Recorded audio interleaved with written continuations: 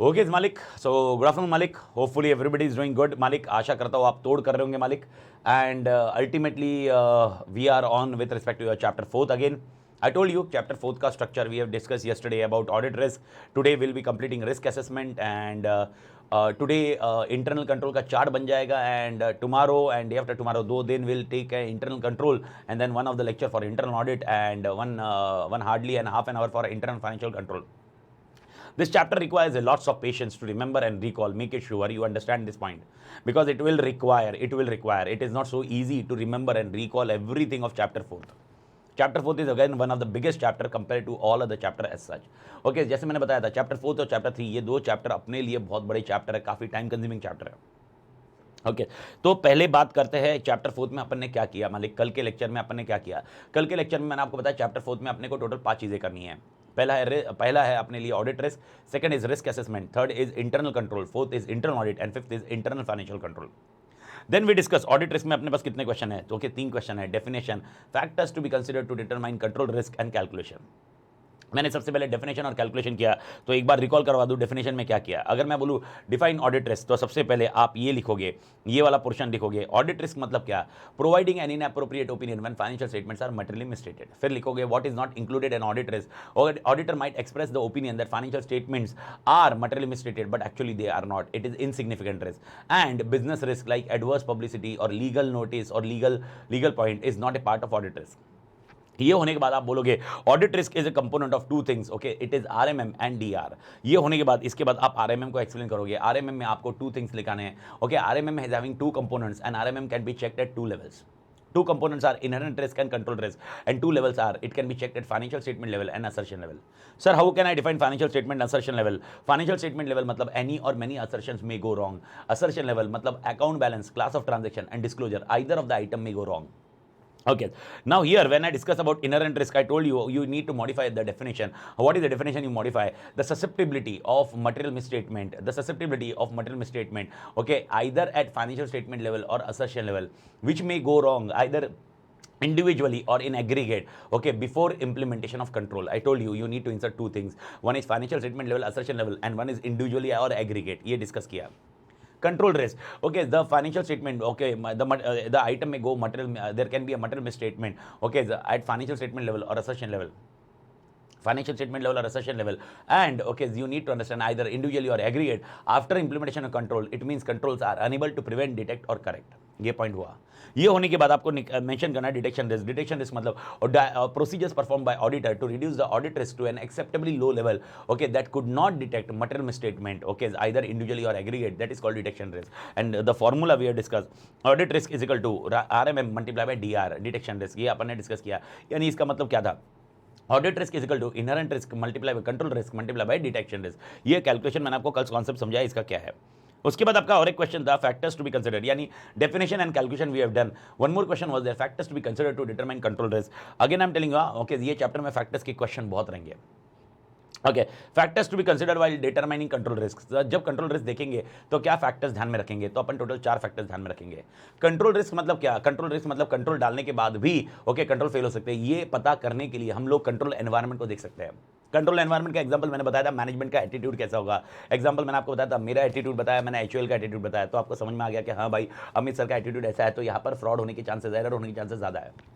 Second, manual control या automated control. इस context में मैंने बताया था मैनुअल कंट्रोल में एरर होने की चांसेस ज्यादा है, ओके, ऑटोमेटेड कंट्रोल में एरर होने की चांसेस कम है। That is your second point. Third, आपका टेस्टिंग अप्रोच क्या रहेगा? ओके, आप क्या टीओसी करके एसपी करने वाले हो या खाली एसपी करने वाले हो? खाली एसपी करने वाले हो तो कंट्रोल रिस्क को आपको एसेस बहुत अच्छे से करना होगा, लेकिन अगर आप टीओसी कर रहे हो फिर एसपी करोगे तो शायद आप कंट्रोल रिस्क का असेसमेंट थोड़ा प्लस माइनस चल सकता है। And most important, expectation of operating effectiveness, यानी आपको लग रहा है कि यहाँ पर कंट्रोल बहुत तोड़ काम करेंगे और आप उसकी वजह से ओके आपके एक्सपेक्टेशन तोड़ है उसके लिए, तो 100% कंट्रोल रिस्क बहुत कम रहेगा। लेकिन आपके एक्सपेक्टेशन लग रहा है कि नहीं कंट्रोल के फेलियर के होने के चांसेस ज़्यादा है, ओके, तो शायद इस केस में आपको ये समझना जरूरी है that in that case okay control risk will be more. This are the 4 factors. तो 4 फैक्टर्स रिकॉल करिए मालिक। पहला पॉइंट कंट्रोल एनवायरमेंट, मैं खाली वर्ड पे जा रहा हूँ, मैनुअल और automated, okay, approach, testing approach मतलब टीओसी प्लस एसपी करोगे या खाली एसपी करोगे। And last point expectation. वापस चाहिए 4 point, okay, control environment, manual, automated, testing approach and last is expectation. ये कॉन्सेप्ट रहेगा मेरे ख्याल से। Everybody clear till here? यहां तक की कहानी सबको क्लियर होनी चाहिए। तो अपन ने ये पोर्शन कवर किया। अब जाते हैं हम लोग रिस्क असेसमेंट की तरफ। तो अभी सबकी आत्मा इधर रिस्क असेसमेंट की तरफ मैं बढ़ रहा हूँ। रिस्क असेसमेंट ओके अपन कर रहे हैं और रिस्क असेसमेंट को स्टैंडर्ड के जरिए स्टैंडर्ड के कॉन्सेप्ट से अपन करेंगे। तो सबका ध्यान इधर स्क्रीन पे रिस्क असेसमेंट में ओके मैं चार्ट बना रहा हूँ। रिस्क असेसमेंट में हमारे पास टोटल कितने क्वेश्चन होंगे? रिस्क असेसमेंट में हमारे पास टोटल 3 क्वेश्चन होंगे मालिक। स्क्रीन पर रहेंगे। रिस्क असेसमेंट में हमारे पास 3 क्वेश्चन होंगे। Sir what are the 3 questions? Okay देख रहे हैं हम लोग। ओके 3 क्वेश्चन कौन से होंगे? सबसे पहले होगा आपके लिए risk assessment process, risk assessment process. दूसरा होगा आपके लिए रिस्क असेसमेंट प्रोसीजर। कंफ्यूज मत करना, मैं आपको बताऊंगा। बहुत कंटेक्स्ट ऐसा है कि आपको ध्यान रखना पड़ेगा। एंड लास्ट कॉन्सेप्ट आपके लिए रहेगा okay that is knowledge of client business. Knowledge of client business, will discuss this point, knowledge of client business. And knowledge of client business में we will be having 2 things in knowledge of client business. Okay, first will be okay when we are discussing why knowledge of client business, yani what are the benefits of doing knowledge of client business and what are the areas you will be checking in client business के knowledge में। Okay these are the 4 questions. Okay ये आपका आज का target है और इसके बाद आपका स्ट्रक्चर बनाना जरूरी है, इंटरनल कंट्रोल, ये अपना टारगेट रहेगा। ओके सब लोग इधर ध्यान दीजिए मालिक, सबकी आत्मा इधर। तो पहला पॉइंट आपका, नेक्स्ट पॉइंट रिस्क असेसमेंट में कितने क्वेश्चन है आपको स्क्रीन पे दिख रहा है। रिस्क असेसमेंट में अपने पास टोटल 3 क्वेश्चन की सीरीज जारी है। पहला है रिस्क असेसमेंट प्रोसेस, दूसरा है रिस्क असेसमेंट प्रोसीजर और तीसरा है नॉलेज ऑफ क्लाइंट बिजनेस, जिसको हम शॉर्ट फॉर्म अभी याद करना चालू करेंगे KOC। KOC मतलब knowledge of client business, KOC मतलब नॉलेज ऑफ क्लाइंट बिजनेस। तो वापस ये मुझे अगर पहला देखोगे तो रिस्क असेसमेंट प्रोसेस है, दूसरा है रिस्क असेसमेंट प्रोसीजर और तीसरा है KOC। यूजुअली आपका क्वेश्चन आएगा what is the difference between risk assessment process and risk assessment procedure, will discuss later on. अभी के लिए आप इसको याद रखिए। पहले एक बार चार्ट बनाइए, आपके दिमाग में चार्ट बनाइए। पहला आपके दिमाग में आना चाहिए रिस्क असेसमेंट प्रोसेस बताइए, दूसरा होगा रिस्क असेसमेंट प्रोसीजर बताइए और तीसरा होगा नॉलेज ऑफ क्लाइंट बिजनेस बताइए। और उसके बाद आपके डिस्कशन में आएगा व्हाट आर द बेनिफिट्स और areas. Okay what are the benefits of knowledge of client business, यानी नॉलेज ऑफ क्लाइंट बिजनेस समझने के बेनिफिट्स क्या होंगे और नॉलेज ऑफ क्लाइंट बिजनेस के लिए करने के लिए what are the areas to be done. तो एरियाज के ऊपर डिस्कशन करेंगे। मेरे ख्याल से इधर तक क्लियर है सब लोग? ओके एवरीबडी इधर तक चार्ट के कॉन्सेप्ट में क्लियर है मालिक? चार्ट के कॉन्सेप्ट में क्लियर है सब लोग? तो आपको ओके मैंने चार्ट को और इंक्रीज किया है। तो आपके कॉन्सेप्ट में चार्ट केस में अगर आप देखोगे ओके चार्ट केस में आप देखोगे तो पहला था ऑडिट रिस्क जिसके अंदर 3 क्वेश्चन थे, रिस्क असेसमेंट जिसके अंदर 3 क्वेश्चन थे, ऑडिट रिस्क जिसके अंदर 3 क्वेश्चन थे, definition factors and calculation. Okay risk assessment के अंदर 3 क्वेश्चन है, 1 is risk assessment process, 1 is risk assessment procedure and 1 is KOC। Okay done मालिक। ओके तो now we are moving ahead. Okay और KOC में 2 क्वेश्चन है, एक है बेनिफिट्स और एक है एरियाज। तो आज आपके पहला क्वेश्चन कौन सा चालू होगा मालिक? पहला क्वेश्चन आपका कौन सा चालू होगा मालिक?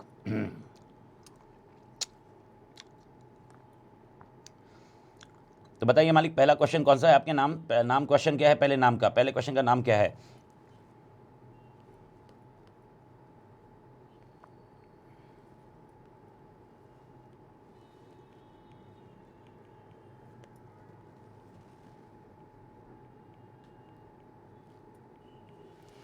पहले क्वेश्चन का नाम है रिस्क असेसमेंट प्रोसेस। सब लोग का इधर ध्यान, रिस्क असेसमेंट प्रोसेस।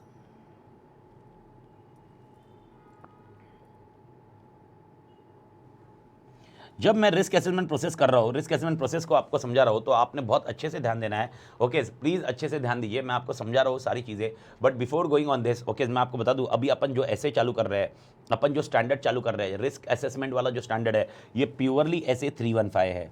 यानी अभी से जो डिस्कशन कर रहे हैं वो SA 315 है, SA 315 है। स्टैंडर्ड का नंबर क्या है? SA 315। एक बार मैं स्टैंडर्ड के नंबर रिकॉल करा दूँ आपको, कौन से स्टैंडर्ड कवर किए हैं। अगर आपको याद होगा तो चैप्टर 1 में अपन ने SA 220 और SA 210 कवर किया। कुछ याद आया मालिक?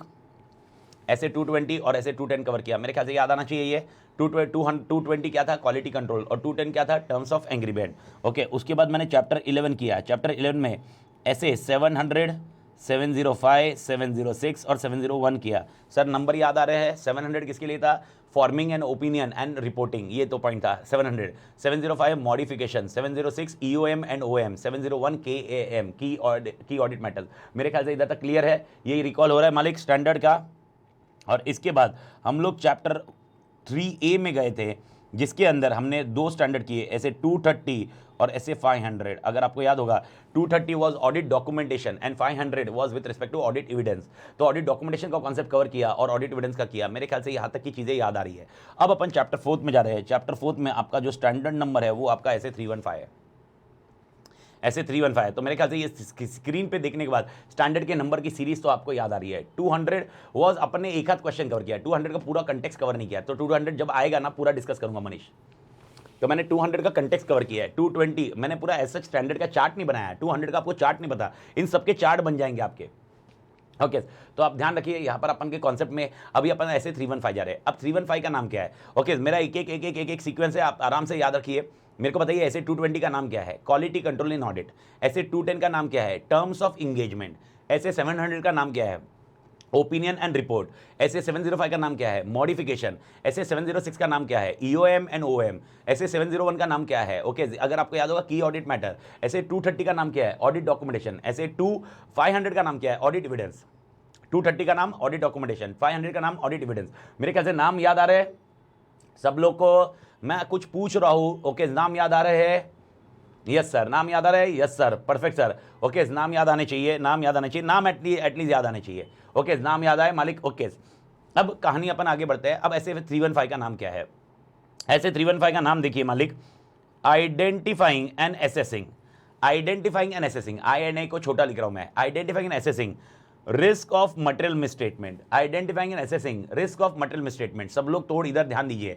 Identifying and assessing risk of material misstatement bye understanding entity, bye understanding entity and its environment.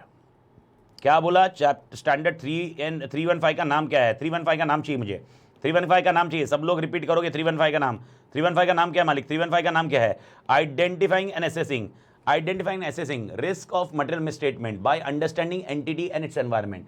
Identifying and assessing risk of material misstatement by understanding entity and its environment. Identifying and assessing risk of material misstatement by understanding entity and its environment. सब लोग मेरे साथ। Identifying and assessing risk of material misstatement by understanding entity and its environment.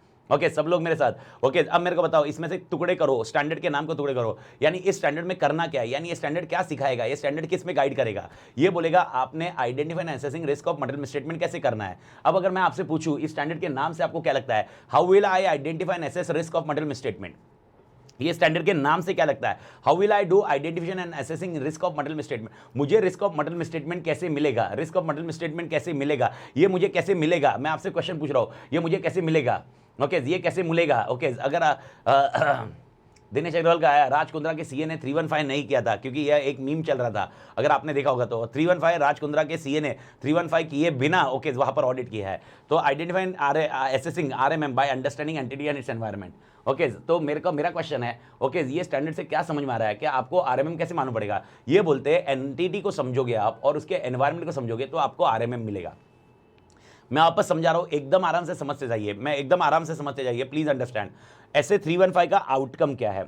ऐसे 315 का outcome क्या है? भारत माता की जय, एवरीबडी क्लियर, याद रखो। ओके ऐसे 315 का आउटकम क्या है? ओके मेरे को कोई लॉजिक बताएगा ऐसे 315 के बाद मेरे हाथ में क्या मिलने वाला है? मैं बोल रहा हूं अगर ऐसे 315 करता हूं तो लॉजिकली मेरे हाथ में क्या मिलने वाला है? मेरे हाथ में क्या आने वाला है? ओके RMM कितना है? तो थोड़ा सा अपने एग्जांपल में जाओ, थोड़ा सा अपने एग्जांपल में जाओ। ओके श्रवण अपने एग्जांपल में जाओ। ओके मैंने क्या बताया था? ऐसे 315 करने से हम क्या कर पाएंगे? Perfect 100 and 200।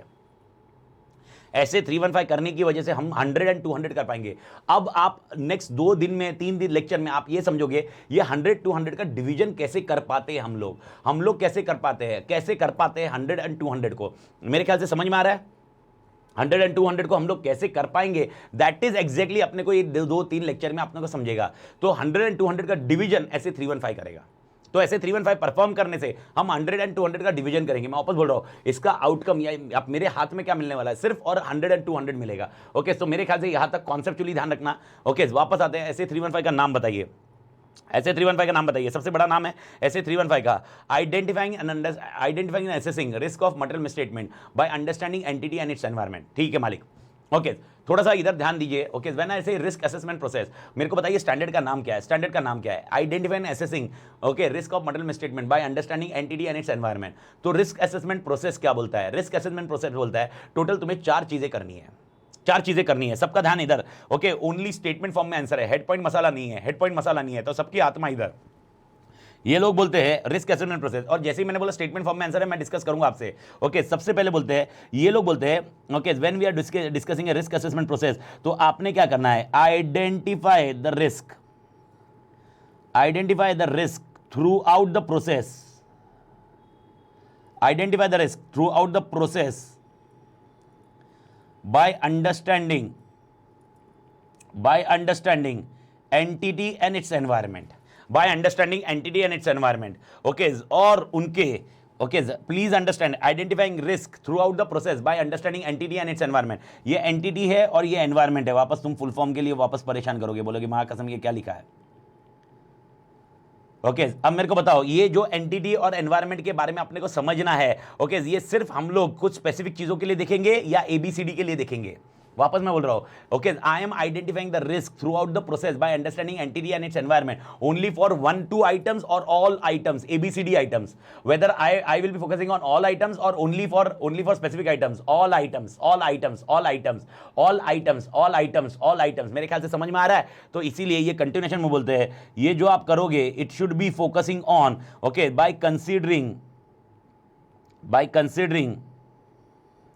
Considering relevant controls, यानी आप खाली एंटिटी को समझोगे नहीं, उनके रिलेवेंट कंट्रोल्स को भी समझोगे, relevant controls at ABCD level. यानी पहला पॉइंट ये लोग क्या बोलते हैं, रिस्क असेसमेंट प्रोसेस का पहला पॉइंट, ये क्या क्वेश्चन है, कैसे जाएगा, वो प्रोसीजर से कैसे डिफरेंस है बाद में बताऊंगा, पहले आप मेरा पॉइंट समझते जाओ। मैं क्वेश्चन पढ़ा रहा हूं, रिस्क असेसमेंट प्रोसेस समझाइए। तो पहला प्रोसेस ये है, आइडेंटिफाई करिए risk throughout the process by understanding entity and its environment, by considering also relevant controls, also by considering relevant control, all control नहीं, बाय कंसिडरिंग रिलेवेंट, जो आपके लिए ऑडिट के लिए रिलेवेंट है वही कंट्रोल देखोगे at ABCD level. A B C D level मतलब account balance level, class of transaction level and disclosure level. वापस बोल रहा हूं, account balance, class of transaction and disclosure. मेरे ख्याल से पहला पॉइंट क्लियर है मालिक। ये बोलते हैं पहला प्रोसेस क्या करना है, मेरे को बताओ। यानी ऑर्गेनाइजेशन में जाते ही पहला प्रोसेस क्या करोगे आप? ऑर्गेनाइजेशन में जाते ही पहला प्रोसेस क्या करोगे मालिक? पहला प्रोसेस क्या करोगे? पहला क्या करोगे? आइडेंटिफाई करोगे। मैं इसको एग्जांपल के साथ में समझाऊंगा, लेकिन बाद में, पहले इसको मैं आंसर को खत्म कर रहा हूं, पहले चारों पॉइंट आपको समझा देता हूं, फिर इसको एग्जांपल के साथ लेके जाऊंगा मैं, इसके बाद एग्जांपल के साथ लेके जाऊंगा मालिक। ओके मतलब क्या करना एग्जैक्टली वो एग्जांपल के साथ अपन बाद में समझेंगे, पहले अपन इसको याद रख लेते हैं। सेकंड पॉइंट, ओके मेरे को बताओ आइडेंटिफाई करके क्या करना है? खाली आइडेंटिफाई करना है कि एसेस भी करना होगा? 100% आपको एसेस भी करना होगा, इसीलिए सेकंड बोलते हैं ओके जो आपने रिस्क को आइडेंटिफाई किया है, assess the identified risk, assess the identified risk और पता करो क्या वो मोर परवेसिव है, पता करो क्या वो मोर परवेसिव है, it means whether it is affecting many assertions और ओनली वन असर्शन। यानी आपने जो रिस्क आइडेंटिफाई किया है, आपने जो पहले आइटम में रिस्क आइडेंटिफाई किया है, वो पता करो क्या उसका परवेसिव इफेक्ट है या खाली वो एक असर्शन को इंपैक्ट कर रहा है। ओके कंसीडरिंग रिलेवेंट कंट्रोल्स मालिक, ऊपर वाला पॉइंट याद रखिए, कंसीडरिंग रिलेवेंट कंट्रोल्स। वापस आता हूं। पहले इसमें हम आइडेंटिफाई करेंगे रिस्क क्या है। ओके अब ये आइडेंटिफाई किधर करना है? असर्शन लेवल पे करना है। असर्शन लेवल मतलब account balance, class of transaction, disclosure. Second point it says जो आपने पहले इसमें आइडेंटिफाई किया था, पता करो क्या वो परवेसिव इफेक्ट है क्या, पता करो क्या उसकी वजह से मेनी असर्शंस इंपैक्ट होते हैं क्या। ओके आइडेंटिफाई वेदर, ओके जो आपने रिस्क आइडेंटिफाई किया ना, okay assess whether it is impacting only that assertion और इट इज इंपैक्टिंग एनी और many assertion, it is impacting any और मेनी असर्शन, इंपैक्टिंग मेनी और एनी और मेनी असर्शन। मेरे ख्याल से मालिक क्लियर। भारत माता की जय। समझ में आ रहा है क्या? कंसिडरे मेरे ख्याल से समझ में आ रहा है मालिक इधर तक? ओके वापस मैं बोल रहा हूं, देखो फर्स्ट में अपन ने एग्जांपल बोल रहा हूं, फर्स्ट में मैंने कैश पे कंट्रोल, मुझे मालूम पड़ा कैश पे कंट्रोल नहीं है। इफ यू रिमेंबर फर्स्ट पे कैश पे कंट्रोल नहीं है, कल का एग्जांपल रिकॉल करो, फर्स्ट में कैश में कंट्रोल नहीं है मालिक। मेरे को बताओ सेकंड में, ओके अगर सब पेमेंट कैश से हो रहा है, everything is going on cash, तो मेरे को बताओ सेकंड में it is impacting only one assertion और मेनी असर्शंस। अगर फर्स्ट पे मुझे मालूम पड़ता है identified there is a risk of material statement on cash, okay on cash, okay second point अब मेरे को बताओ ओके उसका इंपैक्ट कितना होगा? उसका इंपैक्ट खाली वो एक असर्शन होगा या पूरा फाइनेंशियल स्टेटमेंट पे हो सकता है? पूरे फाइनेंशियल स्टेटमेंट पे हो सकता है। That is what you need to understand in second. यानी आपको सेकंड एसेस करना मतलब उसका इंपैक्ट कितना है, उसका इंपैक्ट लोकलाइज इंपैक्ट है, उसका इंपैक्ट और 10 जन को इंपैक्ट करेगा, उसका इंपैक्ट और 50 जन को इंपैक्ट करेगा, ये पता करना है। This is what exactly you need to understand. Okay मेरे ख्याल से एवरीबडी महानता पक्का क्लियर है? सेकंड पॉइंट तक क्लियर है? रिलेवेंट कंट्रोल सब्जेक्टिव होगा। अगर रिलेवेंट कंट्रोल अभी आपको समझ में नहीं आ रहा है तो मैं वैसे ये एग्जांपल बाद में कवर करने वाला था, ठीक है, मैं कहा भाई एक रिलेवेंट कंट्रोल का एग्जांपल बता रहा हूं। ओके, रिलेवेंट कंट्रोल का एग्जांपल दे देता हूं मालिक आपको। रिलेवेंट कंट्रोल का एग्जांपल, रिलेवेंट कंट्रोल कौन से होते हैं? ओके, मेरे को बताओ सैलरी प्रोसेस कैसे होती है, सैलरी प्रोसेस कैसे होती है, रिलेवेंट है या नॉन रिलेवेंट है? आई एम आस्किंग यू एकदम simple question. Okay, salary, how salary is process, relevant और नॉन रिलेवेंट? रिलेवेंट है। तो will you check the salary processing controls? Will you check the salary processing control? Answer is yes. This is very conceptual point. Now please understand. Okay, what I am giving a question is understand this point. Okay, while recruiting employees, background should be checked. While recruiting employees, background should be checked. Background मतलब okay, cross verify करते हैं, 2 references should be checked. While recruiting employee, यानी any employee which is recruited by the company, okay, there should be a 2 background check. यानी 2 references को check करना चाहिए. Whether they are checking 2 references or not, should we do that? Is it relevant or not? मेरा question समझ में आया? What I am saying, okay, company की एक पॉलिसी है, ओके, 2 रेफरेंस चेक करने चाहिए सैलरी एम्प्लॉइज को हायर करते वक्त। Whenever they are hiring employees, they should do 2 recruiting check. Okay, that's what you need to understand. It is not relevant. याद रखिए श्रवण, रिलेवेंट नहीं है मालिक। रिलेवेंट क्या होगा? इसका फाइनेंशियल स्टेटमेंट पे इंपैक्ट क्या होगा आपको ये समझना है। You are an auditor of internal controls. Are you internal auditor और you are statutory auditor? Are you internal auditor or statutory auditor? You are statutory auditor. Your main concern will be financial statement. Now, okay, if they have not done the recruit करते वक्त, they have not reference check नहीं किया, इसकी वजह से अपने financial statement पे impact क्या होगा? अपने फाइनेंशियल स्टेटमेंट पे इंपैक्ट क्या होगा? नहीं होगा, कुछ भी नहीं होगा। स्टैट्यूटरी किधर है? ये लॉ है क्या?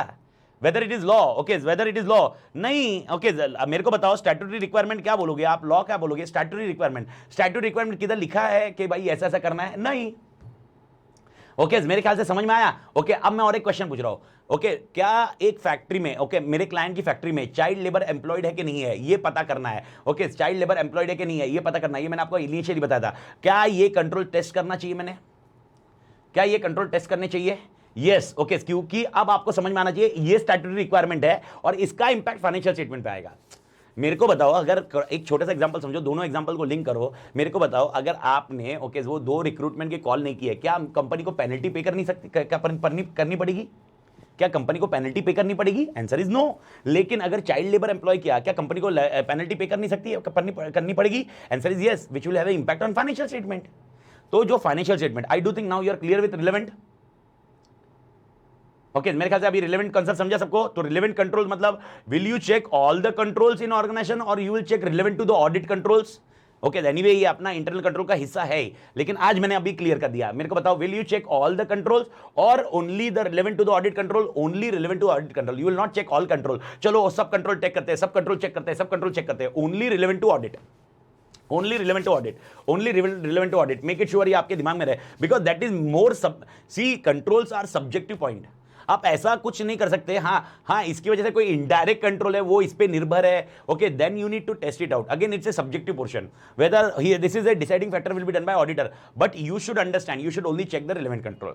ठीक है मालिक, I explain the relevant, okay, no doubt. मेरे ख्याल से अभी क्लियर होना चाहिए रिलेवेंट केस में। तो वापस आते हैं अपने मेन क्वेश्चन पे। एक्सप्लेन रिस्क असेसमेंट प्रोसेस मालिक। Risk assessment process will be A 2 steps जो मैंने आपको बता दिया है। पहला स्टेप है आइडेंटिफाई करो, सेकंड पॉइंट है एसेस करो। ठीक है मालिक, ओके, थर्ड पॉइंट क्या करना है?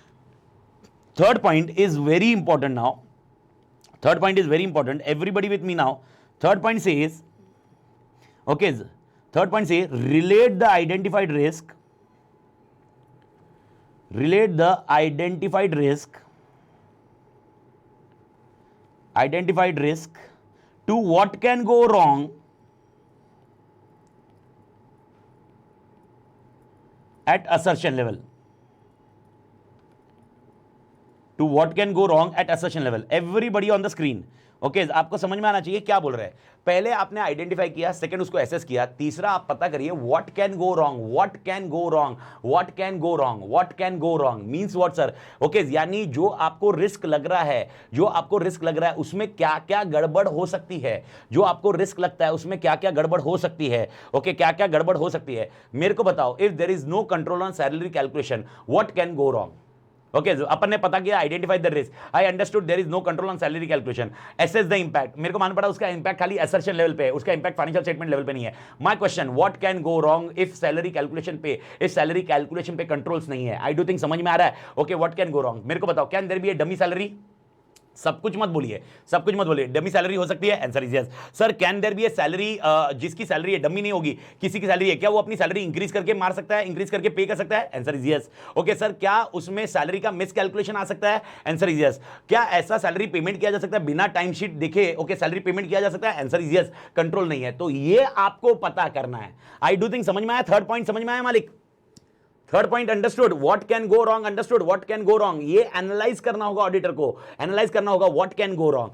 अब कॉन्सेप्ट एकदम क्लियर है। ओके मेरे को बताओ व्हाट कैन गो रॉन्ग, आपने क्या बोला, 3 पॉइंट मेरे को बताइए सैलरी के लिए क्या क्या किया। अपन एग्जांपल सैलरी का लेते हैं। 3 things are there, first is dummy salary, second is increase in salary of the employee, and third is salary miscalculation. This 3 things can go wrong. Do you think 100% this 3 things will go wrong? 100% this even in inherent risk we don't have a 100%. Even in inherent risk we don't have a 100%. I told you, even in inherent risk we don't have a 100%. So how much is a probability, how much is a possibility, what is a likelihood that the things which can go wrong in third point actually can go wrong? Did you understood the fourth point? Fourth point क्या बोलता है? Fourth point बोलता है, fourth point है, okay, consider the likelihood, consider the likelihood, consider the likelihood, likelihood, okay, of misstatement, okay, or the possibility of multiple misstatement, of possibility of multiple misstatement, multiple misstatement, possibility of multiple misstatement.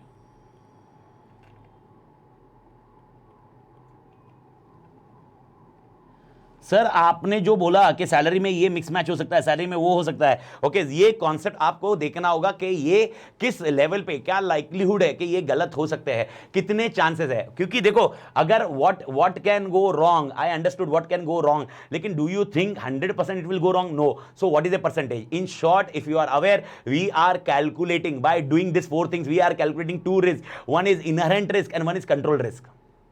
By doing this, if you remember, it is 60 and 60%. याद आया कल के example में, 60% is inherent risk, and to control that 60% we have controls. Okay, in that also control can fail. So that is a calculation of this point. This is nothing to do with detection risk का महानता, no detection risk नहीं है. This is detection risk we always calculate. Yesterday I made you clear detection risk is not there.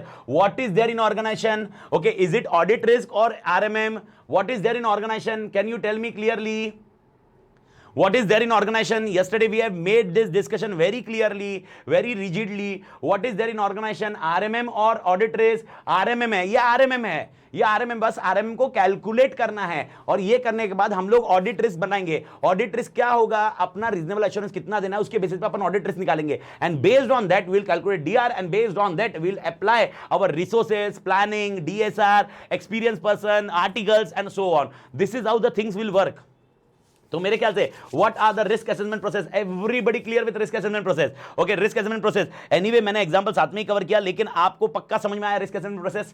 Risk assessment process मेरे को बताइए, answer बताइए, what is the risk assessment process? एकदम easy है। Risk assessment process क्या है? Risk assessment process, okay, एकदम word में बोलूं ना, identify, assess what could go wrong and likelihood. Identify, assess what could go wrong and likelihood, easy answer है।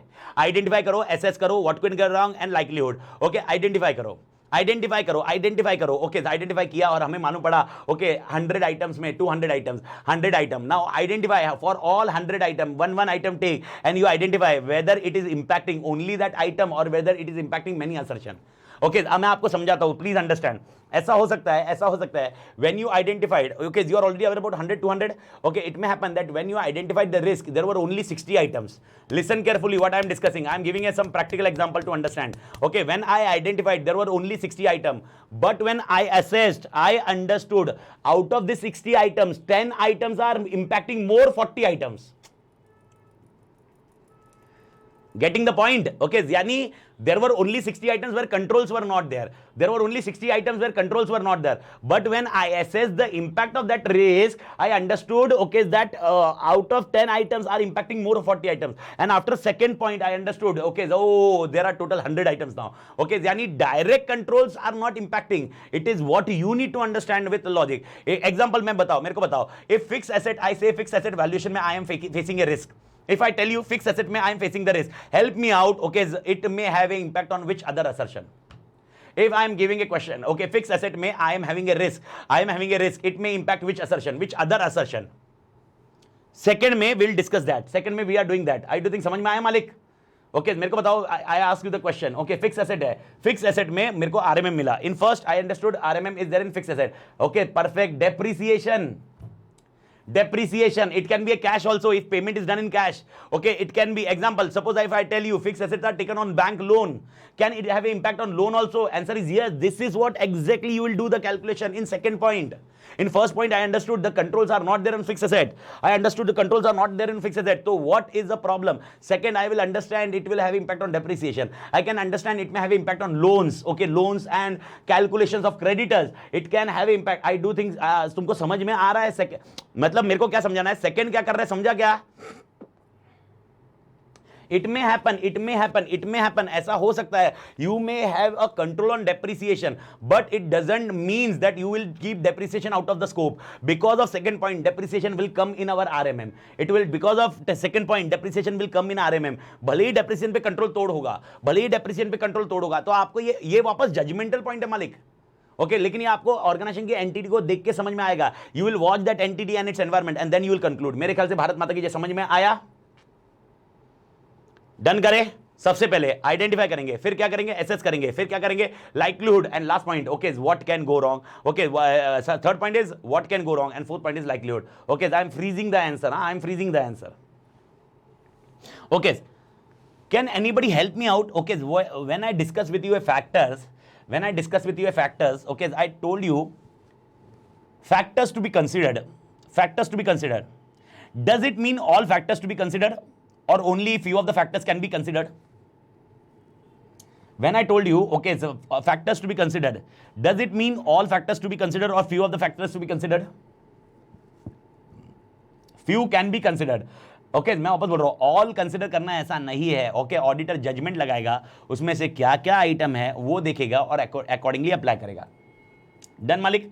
मेरे ख्याल से ये तो सबको याद होगा फैक्टर्स का. ठीक है, अब मेरे को बताओ ओके क्या लगता है ये जो मैंने आपको रिस्क असेसमेंट प्रोसेस बताया है, व्हाट डू यू थिंक? जो रिस्क असेसमेंट प्रोसेस मैं स्क्रीन पे लिखा हूँ, this particular complete answer 1 2 3 4, okay, this complete answer, what do you think this what do you think what do you think? Okay, this complete answer, okay, can we use separately? Okay, yani can we consider only one step or two step, or all points are required to be done? Okay, what I am discussing right now, my discussion is very clear. Okay, what you look on the screen right now, do you think this all 4 points should be done or not, only one of them? Okay, I do think everybody will agree with me, these all 4 are sequential steps and these need to be done, all need to be done. Everybody agree with me?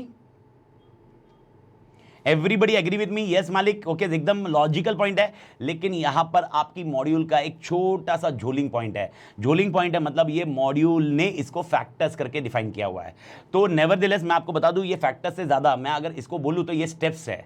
Okay steps है, इसको question steps देना चाहिए था, लेकिन अपनी module ने इसको question दिया हुआ है, factors to be considered while identifying and assessing risk of material misstatement. Okay वापस मैं बोल रहा हूं, इसका क्वेश्चन क्या दिया है अपनी मॉड्यूल ने क्वेश्चन, इसीलिए मैंने आपको स्टार्टिंग में क्वेश्चन नहीं लिखाया, क्योंकि ये क्वेश्चन करोगे तो कंफ्यूजन होएगा. लेकिन अपनी मॉड्यूल का क्वेश्चन ये है तो आपको वैसे ही रखना है. मैंने कॉन्सेप्चुअली आपको डिफरेंस बता दिया है कि अगर आप ये बोलोगे सर इन चारों को यूज करना पड़ेगा और वही सीक्वेंस में यूज करना पड़ेगा, I am required to do this all sequence, ऐसा नहीं हो सकता पहले कैलकुलेट द लाइक्लीहुड. ऐसा हो सकता है क्या? पहले आप प्रैक्टिकली समझो, ऐसा हो सकता है क्या calculate the likelihood? Okay calculate what can go wrong, पहले ये देखूं मैं व्हाट कैन गो रॉन्ग. अरे मेरे को मालूम ही नहीं है रिस्क ऑफ मटेरियल मिसस्टेटमेंट क्या है. What can go wrong, how can I conclude मालिक, how can I conclude? Tell me. Okay, this is one of the biggest challenge, but this is what you need to understand. What is our module ka question also in this case? Module ka question is factors to be considered, factors to be considered, factors to be considered, factors to be considered for identifying assessing RMM. Module का question ये factors के लिए रहेगा, तो आपने note रखना है और मैंने आपको समझा दिया. ओके एक्चुअली ये क्वेश्चन नहीं होना चाहिए था, लेकिन this is what exactly question.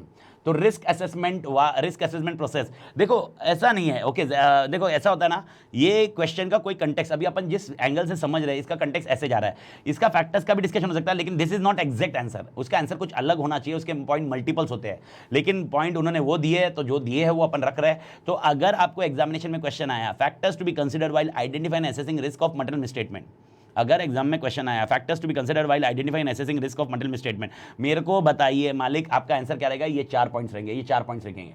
Okay मालिक एवरीबॉडी क्लियर? ओके, तो ये 4 पॉइंट आप लिख के रखिए, ये लिख के रखिए, ये फटाफट लिखिए, रिस्क असेसमेंट प्रोसेस लिख के रखिए और ये याद रखिए, आंसर रटने चाहिए। यस मालिक, ये लिखिए लिखिए, ओके लिखिए और रटने चाहिए, लिखिए ये मालिक। बाकी ऊपर वाला मैंने बोला वो जब आपको टाइम मिले वैसा लिखो, ये वाला लिखना है। मैं वापस बोल रहा हूँ, okay hard core, I am telling you, hard core, mark कसम square, today tomorrow and day after tomorrow, 3 lecture में से okay you will be getting minimum 8 marks, today tomorrow day after tomorrow, और हो सकता है 1 आध घंटा आगे पीछे। ओके, तो विद 3 लेक्चर्स और मैक्स टू मैक्स 4 लेक्चर, आपको 8 मार्क्स मिनिमम है। ओके, मार्क कसम स्क्वायर, मार्क कसम स्क्वायर मालिक। क्वेश्चन तो लिखोगे ना, क्वेश्चन तो लिखोगे ना मालिक, वो factors to be considered for identifying and assessing RMM. Question में कोई दम नहीं है, factors to be considered for identifying and assessing RMM, ये क्वेश्चन है, वो मैंने शॉर्ट फॉर्म में लिखा हुआ है, identifying and assessing RMM, okay short form में लिखा हुआ है, फैक्टर्स टू बी कंसिडर्ड है। मेन क्वेश्चन ये है रिस्क असेसमेंट प्रोसेस का। मसाला लिखो, मसाला लिखने के बाद देखो आपको लैंग्वेज बैठनी चाहिए, मेरे को लैंग्वेज चाहिए आपके अंदर। 4th पॉइंट का फर्स्ट वर्ड है कंसिडर, आपके अंदर लैंग्वेज बैठनी चाहिए, लैंग्वेज में कुछ, लैंग्वेज बहुत जरूरी है मालिक। वापस ये लिखो, हाँ ओके, लिखा होगा तो वापस पढ़ो और भाई एकदम आराम से रखो। ओके, इसमें से जो वर्ड हाईलाइट हो गए, वर्ड रिकॉल करने के लिए, वो है identify risk, assess the risk, उसके बाद है what can go wrong and likelihood, consider the likelihood. मैं रिकॉल करते वक्त ये 4 वर्ड यूज करूंगा, मैं शॉर्ट फॉर्म 4 वर्ड यूज करूंगा। और लास्ट पेज पे भी फैक्टर्स का डालो मालिक, लास्ट पेज पे फैक्टर्स का डाल दो, वो तो डालने का ही है लास्ट पेज पे। क्वेश्चन नंबर 8 है मेरे ख्याल से, क्वेश्चन 8 है, फैक्टर्स टू बी कंसिडर्ड। यही चैप्टर में 4-5 क्वेश्चन हो जाएंगे आपके। Factors to be considered for identifying assessing risk of material misstatement. आज वो लास्ट पेज का कोई मेरे को एक व्हाट्सअप करना मालिक, कोई लास्ट पेज का है ना, मेरे को व्हाट्सअप कर देना। दिनेश तू ही कर देना, दिनेश लास्ट पेज, और तू अपडेट नहीं कर रहा है तो एनीबॉडी हु कैन मेरे को अपडेट कर देना। कविता चैप्टर 4th पॉइंट का क्रक्स बताइए। 4th पॉइंट है कितने चांसेस है कि ये गलत जा सकता है। ओके, एग्जांपल 3rd में अपन ने क्या बोला, what can go wrong? 3rd में let understand, okay, we say dummy salary can be there or increase in salary can be there or salary miscalculation can be there, but this cannot be 100%. तो 4th point it से consider the likelihood of misstatement, means what, dummy salary के chances कितने हैं, okay इसके possibility कितनी है। Example, the possibility of dummy salary can be 20%, okay increase in salary कितनी है, okay the chances can be 40%। और द नेक्स्ट पॉइंट वो अपन ने डिस्कस किया कि भाई मिसकैलकुलेशन कितने हैं, इसके चांसेस 70% है। तो कंट्रोल रिस्क निकालने के लिए ये पॉइंट आता है, कंट्रोल रिस्क निकालने के लिए पॉइंट आता है। पहले 2 वाले पॉइंट से अपन इनहेरेंट रिस्क के कैलकुलेशन में करते हैं, मैं उसको इन डेप्थ में नहीं जा रहा हूं क्योंकि वो अपना रिक्वायरमेंट नहीं है, लेकिन लॉजिक समझ लो। मैंने बताया भी, ये चारों करने के बाद अपने को inherent risk and control risk मिलता है, inherent risk and control risk मालिक। अच्छा दिनेश बोल रहे हैं मेरे को खुद को चाहिए मालिक, मां कसम साले लिख नहीं रहा है, कौन लिख रहा बे? ओके ईशा जी आप प्लीज भेज देना, थैंक्स अ लॉट ईशा जी, जो भी है एक ईशा जी जो भी है मेरे को भेज देना, एक मेरे को ये इस पे डाल दूंगा और मैं एक बार वो कर दूंगा मालिक। मेरे ख्याल से ये चारों कॉन्सेप्ट समझा। लिखने के बाद देखो, identify risk throughout the process by understanding entity and its environment by considering relevant controls at account balance level, class of transaction level and disclosure level, पहला पॉइंट। Okay, second point, assess the identified risk which can be pervasive and it may impact many assertion. Okay याद रखो, अगर कोई भी एक item में risk मिलता है इसका मतलब खाली वो एक आइटम गया है ऐसा नहीं है। ओके, और एक छोटा सा पॉइंट बताइए मेरे को। ओके मैं आपको और एक एग्जांपल पूछता हूं। मेरे को फर्स्ट में मेरे को क्लोजिंग स्टॉक में झोल मिला, क्लोजिंग स्टॉक का वैल्यूएशन इंपैक्ट मिला। Okay give me a correct answer. Okay closing stock का झोल मिला। ओके मेरे को बताइए, क्लोजिंग स्टॉक का झोल मिला, मेरे को बताइए इसकी वजह से और क्या क्या इंपैक्ट होगा। क्लोजिंग स्टॉक का झोल मिला, ओके झोल मिला मतलब क्लोजिंग स्टॉक का वैल्यूएशन इंपैक्टेड है। ओके तो मेरे को बताइए और क्या इंपैक्ट होगा। बैलेंस शीट तो है ही, बैलेंस शीट का तो बैलेंस शीट मत बोलो, बैलेंस शीट तो क्या मतलब यार, बैलेंस शीट नहीं, क्लोजिंग स्टॉक में बैलेंस शीट में तो गया ही, क्लोजिंग स्टॉक गया। दूसरा क्या इंपैक्ट होगा, profit, gross profit direct impact होगा, यानी आपका सेकंड पॉइंट में आएगा ग्रॉस प्रॉफिट इंपैक्ट होगा ना, क्योंकि क्लोजिंग स्टॉक की वजह से। Example, closing stock is over valued, तो ग्रॉस प्रॉफिट भी इंक्रीज होने वाला है। ओके तो आपका ग्रॉस प्रॉफिट इंक्रीज हुआ तो नेट प्रॉफिट भी इंक्रीज होगा, आप समझे, उसकी वजह से। और उसकी वजह से कैपिटल, ओके बैलेंस शीट का कैपिटल इंपैक्ट होगा, आप समझे। तो this is how the things will work for a chartered accountant who is doing audit. It is not so easy process. ये अपन जो बोल रहे हैं, आप इमेजिन करो, एक एक एग्जांपल को, एक एक को देखना है। और सर वापस बोल रहा हूं, सर आप बोलोगे सर पहला वाला आइटम कैसे समझेगा, मैं वापस बोल रहा हूं, क्या अपन ने ऑडिट चालू किया, सर ये करने का मेन मोटिव क्या है, ये करने का मेन मोटिव क्या है, वापस मैं आपको रिकॉल करा दूं, ये अपन का ऑडिट नहीं है, ये अपन का डिवीजन है 100 and 200। ये अपन का डिवीजन है 100 and 200। मैं वापस बता रहा हूं, अपना ऑडिट मतलब सब्सटेंटिव प्रोसीजर है। Our audit is substantive procedure. This is only a division of 100 and 200. Okay, तो 100 and 200 को डिवाइड करने में किसमें मेहनत ज्यादा करनी है, ये these all things we need to do out। और ये कैसे कॉन्सेप्ट वर्क करेगा मालिक, ये कैसे कॉन्सेप्ट वर्क करेगा, bye understanding entity and its environment. Now your question, sir खाली एंटिटी को समझ के ये कैसे समझेगा, अरे यही तो स्किल है ऑडिटर के पास। अभी तो अपना पोर्शन आगे बढ़ रहा है ना मालिक, आगे पोर्शन बढ़ रहा है। ओके, उसमें देखेंगे अपन। ओके, तो मेरे ख्याल से सब लोग मेरे साथ में,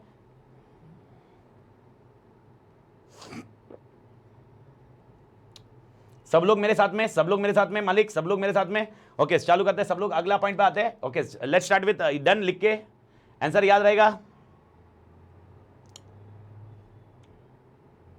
लाइक्लीहुड के बाद क्या लिखा है, of miss statement, likelihood of miss statement, likelihood of miss statement, comma possibility of multiple miss statement. Perfect मालिक। ओके सर, मेरा क्वेश्चन आता है, मैं आपका ये पॉइंट समझ गया, रिस्क असेसमेंट प्रोसेस समझ गया, क्वेश्चन आता है, आपने जो बताया आइडेंटिफाई रिस्क करना है, एसेस करना है, व्हाट कैन गो रॉन्ग आता है, कंसीडर आता है। मेरे को बताओ ये करेंगे कैसे, व्हाट आई विल यूज। मेरा मतलब पता नहीं मैं इमोशनली वो क्वेश्चन बता पा रहा हूं कि नहीं। ओके, मेरा क्वेश्चन ये है, ओके ये करूंगा कैसे, हाउ विल आइडेंटिफाई रिस्क। अपन ने बोला understanding entity and its environment, लेकिन एंटिटी को समझेंगे कैसे हम लोग।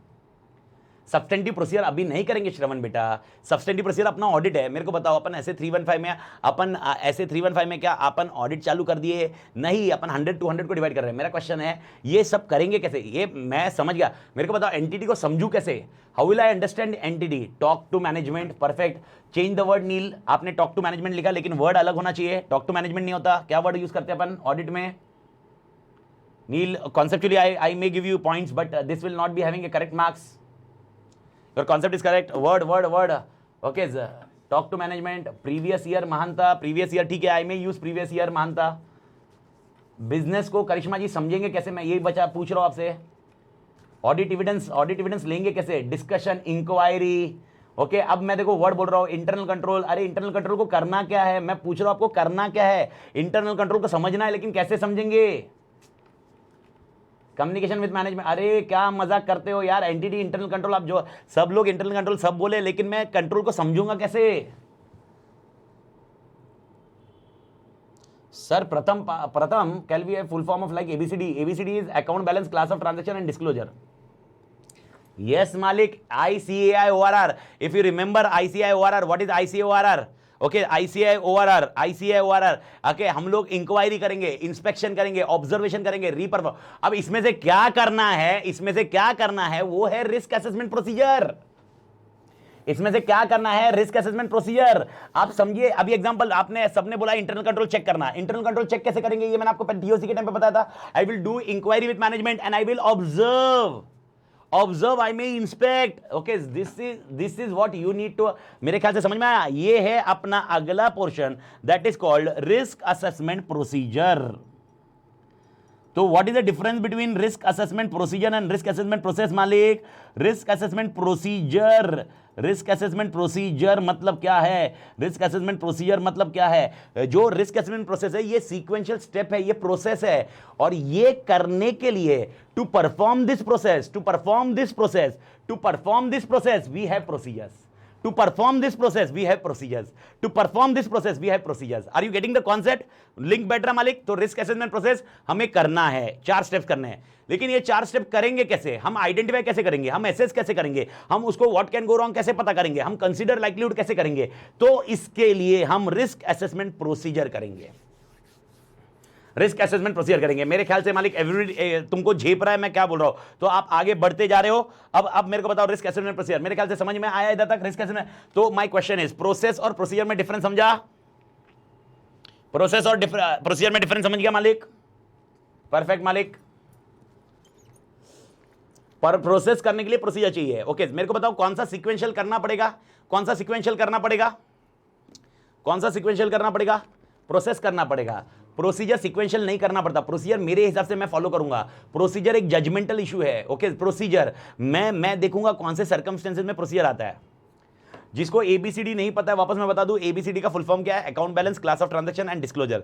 अकाउंट बैलेंस मतलब balance sheet item, class of transaction मतलब P&L के आइटम, और डिस्क्लोजर मतलब okay presentation and disclosure. Okay, जो अपना ये सब मिलके फाइनेंशियल स्टेटमेंट बनते हैं अपने।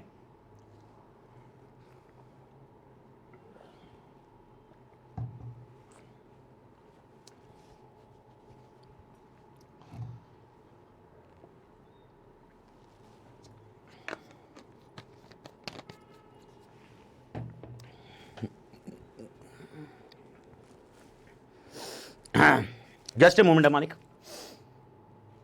एक सेकेंड, 1 मिनट दीजिए मालिक। आप जब तक चाहिए तो ये वाला जिसका बाकी है, एक मिनट, कुछ बाकी नहीं रहेगा लिखने का। मैं 1 मिनट ध्यान नहीं रहा मेरे को, 1 सेकेंड है।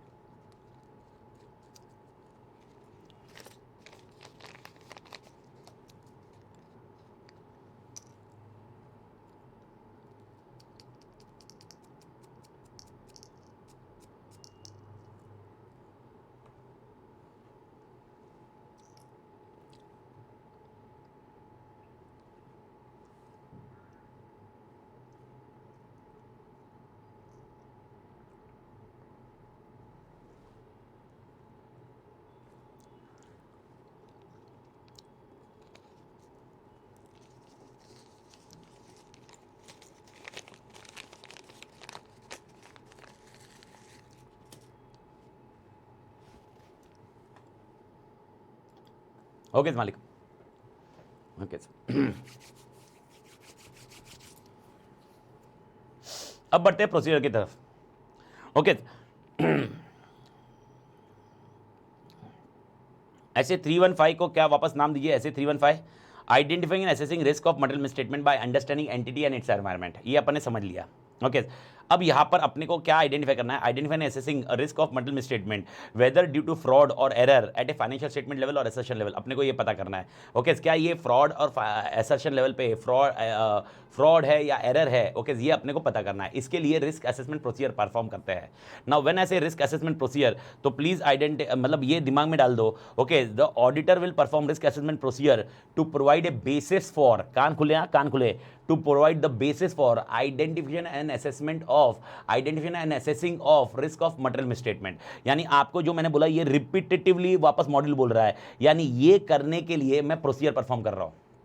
ठीक है, अब सर प्रोसीजर में क्या क्या परफॉर्म करना है? तो सबसे पहले रिस्क असेसमेंट प्रोसीजर में हम लोग क्या परफॉर्म करते हैं? ओके, आराम से समझिए, बिकॉज ये कॉन्सेप्ट आपके दिमाग में झेपना चाहिए। ओके, आराम से। Okay, risk assessment procedure perform करने के लिए, बिकॉज इसके बाद मैं और एक चीज आपको I will just discuss with you. Risk assessment procedure perform करने के लिए हम लोग क्या परफॉर्म करेंगे? सबसे पहले ये लोग बोलते हैं, okay, you always perform total 3 things will be there, 3 procedures will be there. What are the 3 procedures? Listen carefully, I am just giving certain example. Okay, सबके इसमें ध्यान रखिए। First, I will be doing inquiries of management and others in entity. वापस मैं clear हूं, others in entity. Okay, others in entity. Okay, यानी मैं अभी बाहर वालों की इंक्वायरी नहीं करूंगा। आई will not do any inquiry of outsider. I have not started the audit मालिक, मैं वापस बोल रहा हूं, this is a starting point of audit. Okay, I have not started any substantive procedure, so I am not here doing any inquiry. This is I am doing only to understand 100 and 200. So I will not be doing any inquiry with outsider. Okay, ये आपको ध्यान रखना है। Second point, you are already aware, analytical procedure we have discussed and we have written during our main question of 3B, okay, 3A, where we have discussed ICA ORR. You are already aware. लेकिन one thing I need to help you here, and last concept will be observation and inspection. Now what to observe and what to inspect, I will just give you a hint concept. मालिक, everybody clear? सबका इधर ध्यान दो। Okay, my question, risk assessment procedure, how many procedures are there? Everybody with me. Okay, risk assessment procedure, how many procedures are there? Risk assessment procedure, how many procedures are there? Risk assessment procedure, how many procedures are there? Okay, help me out. Okay, 3 procedures. Inquiry, analytical procedure, observation and inspection. Inquiry, analytical procedure, observation and inspection. वापस बोल रहा हूँ, inquiry, okay, analytical procedure, observation and inspection. Okay, वापस दिमाग में डालो. Okay, what are the risk assessment procedure? Okay, so 2 things are very clear now. One is risk assessment process. How many risk assessment process are there? 4. क्या करो? सबसे पहले identify risk करो, assess risk करो, what could go wrong and likelihood. Risk assessment procedure कितने हैं? 3. Inquiry करो, analytical procedure करो, ऑब्जर्वेशन एंड इंस्पेक्शन करो. ओके, आई डू थिंक इधर तक क्लियर मालिक. अब क्वेश्चन आता है इंक्वायरी किसकी करे. ओके, विथ हुम किसकी इंक्वायरी करे. ओके, इंक्वायरी करने के लिए कौन कौन है. तो I am just giving certain example, please understand and you understand the logic behind it. Okay, first I should do inquiry within the entity और inquiry of management and others within the entity. Example, I can do the inquiry of TCWG. TCWG मतलब याद है full form. What is the TCWG का full form? TCWG, those who are charged with governance. I will not be writing full form because TCWG is a short form which I am using right now. TCWG is those who are charged with governance. Okay, यानी example board of directors and other things. Now please understand कैसे work होता है. Example, okay, जैसे ही अपन audit start करेंगे हम TCWG को मिलेंगे. ओ TCWG, how are you? तोड़, auditor Amit Tated. Okay, I will be coming for audit. Okay, the shareholder appointed me. Okay, as an auditor, you only suggested my name because shareholder appoint जब करेंगे तो board of director ही मेरा नाम suggest करेंगे. तो TCWG, okay, so yes sir, I am starting an audit. Any point you want to mention to me? कुछ चीजें आप mention करना चाहते हो कि भाई ऐसे चेक कर. Okay, TCWG बोलती है. Okay, TCWG बोलता है, ओ auditor जबरदस्त, our company is तोड़, एकदम तोड़.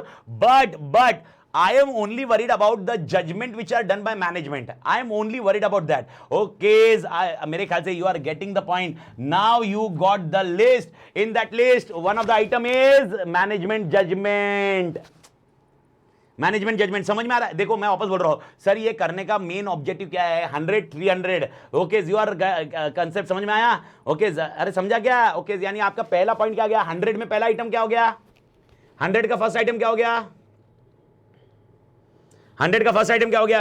अरे अंडरस्टूड क्या नहीं? ओके, मतलब आप समझे, लिस्ट बनती जा रही है. ये लिस्ट आप यूज कर पाओगे. Identifying risk and assessing the risk. तो पहला आइटम क्या हो गया? मैनेजमेंट जजमेंट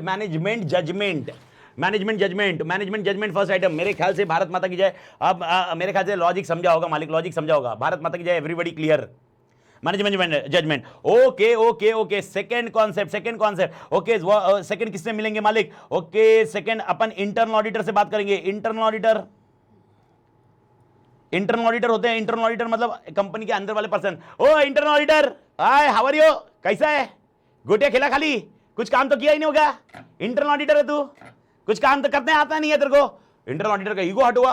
इंटरनल ऑडिटर बोलो, oh no auditor, you may be statutory auditor but I am internal auditor and I am also told I have identified dummy salary. मेरे ख्याल से तुमको समझ में आया. ओके, सेकंड आइटम क्या गया? सैलरी. इंक्वायरी से सैलरी. मेरे ख्याल से तुमको झेप रहा है पॉइंट. अपन क्या कर रहे हैं? लिस्ट बना रहे जिसमें हमने मेहनत करनी है. वो लिस्ट में हम मेहनत ज्यादा करेंगे. Other list will do less hard work. In list will be doing more hard work. This is what our discussion comes here. Bharat माता की जय. ओके, मेरे ख्याल से मालिक एवरीबडी क्लियर. तो second is internal auditor. Third, okay, we may inquire the employee who is doing some complex transaction. Complex transaction, sir. Example of complex transaction. Okay, the transaction which are related to certain significant or transaction which require a disclosure only. Example, okay, the employee who are involved in amalgamation, merger, diversify. Okay, दो वो employee से बात करेंगे. क्या employee कैसे इस साल में, okay, ये वो बोले नहीं इस साल में हमने खाली एक ही एक्विजिशन किया है. Okay, वो एक्विजिशन का आपको देखना, बाकी तो सारी चीज हमने पहले से कैलकुलेट करके हुई है. हमारी लिस्ट में और एक ऐड हो गया. Okay, one more acquisition of this company. Okay, acquisition of this company. समझ में आ रहा है? एम्प्लॉय की बात करें. After that we can also focus on in house legal counsel. बाहर वाला नहीं. मैंने आपको क्लियर बोला है, अगर लीगल काउंसिल इन हाउस नहीं है तो आप उसका इंक्वायरी नहीं करोगे. आपको इंक्वायरी सिर्फ मैनेजमेंट और अदर्स एंटिटी करनी है. तो इन हाउस लीगल काउंसिल की इंक्वायरी करोगे यार, पता करोगे क्या लॉयर क्या बैठे बैठे मक्खियां मार रहा या लॉगिरी कुछ कर रहे हैं भाई, ओके कैसे कर रहे हैं अपन, ओके इस काम कुछ कर रहे हैं, ओके ऐसा, अरे ऐसा ऐसा बात करेंगे, ओके ऐसा करेंगे, फिर लॉयर बोलेगा नहीं नहीं सर हमने भी काम किया है, मैं बोलूंगा ठीक है आप इन्फॉर्मेशन दीजिए, फिर लॉयर हमें इन्फॉर्मेशन देगा, अपने को आइडिया आएगा, ओके इसके अंदर ये कॉन्सेप्ट है, ओके ये कॉन्सेप्ट है। मेरे ख्याल से मालिक समझ में आया। Indian house legal counsel, it may happen that we can also inquire okay the employee who are involved in marketing और सेल्स। मेरे ख्याल से सबसे ज्यादा झोल मारने वाले लोग किस में बैठे रहते हैं, सबसे ज्यादा झोल मारने वाले ओके मार्केटिंग एंड सेल्स वाले रहते हैं। वो बड़ा चढ़ा के अपने प्रोडक्ट की बात करते हैं, टारगेट सेट करते हैं, टारगेट अचीव जिंदगी में नहीं होगा, टारगेट अचीव जिंदगी में नहीं होगा, लेकिन वो बड़ा चढ़ा के बात करेंगे and ultimately it may happen that fraud या कुछ मालूम पड़े हमें, ओके यानी एग्जांपल बोल रहा हूं, एक छोटा सा एग्जांपल। अब मेरे को बताओ, we are our client is gutka manufacturing in Maharashtra, gutka is banned in Rajasthan, gutka is okay. Now tell me, okay अपन मार्केटिंग सेल से पता करेंगे क्या आप वो एरिया में गुटका बेचते हो, महाराष्ट्र में सेल होता है क्या, ये कंटेक्स्ट होगा। आप समझे मालिक? मेरे ख्याल से झेपा मालिक। पहला पॉइंट इंक्वायरी से क्या हुआ मालिक समझा?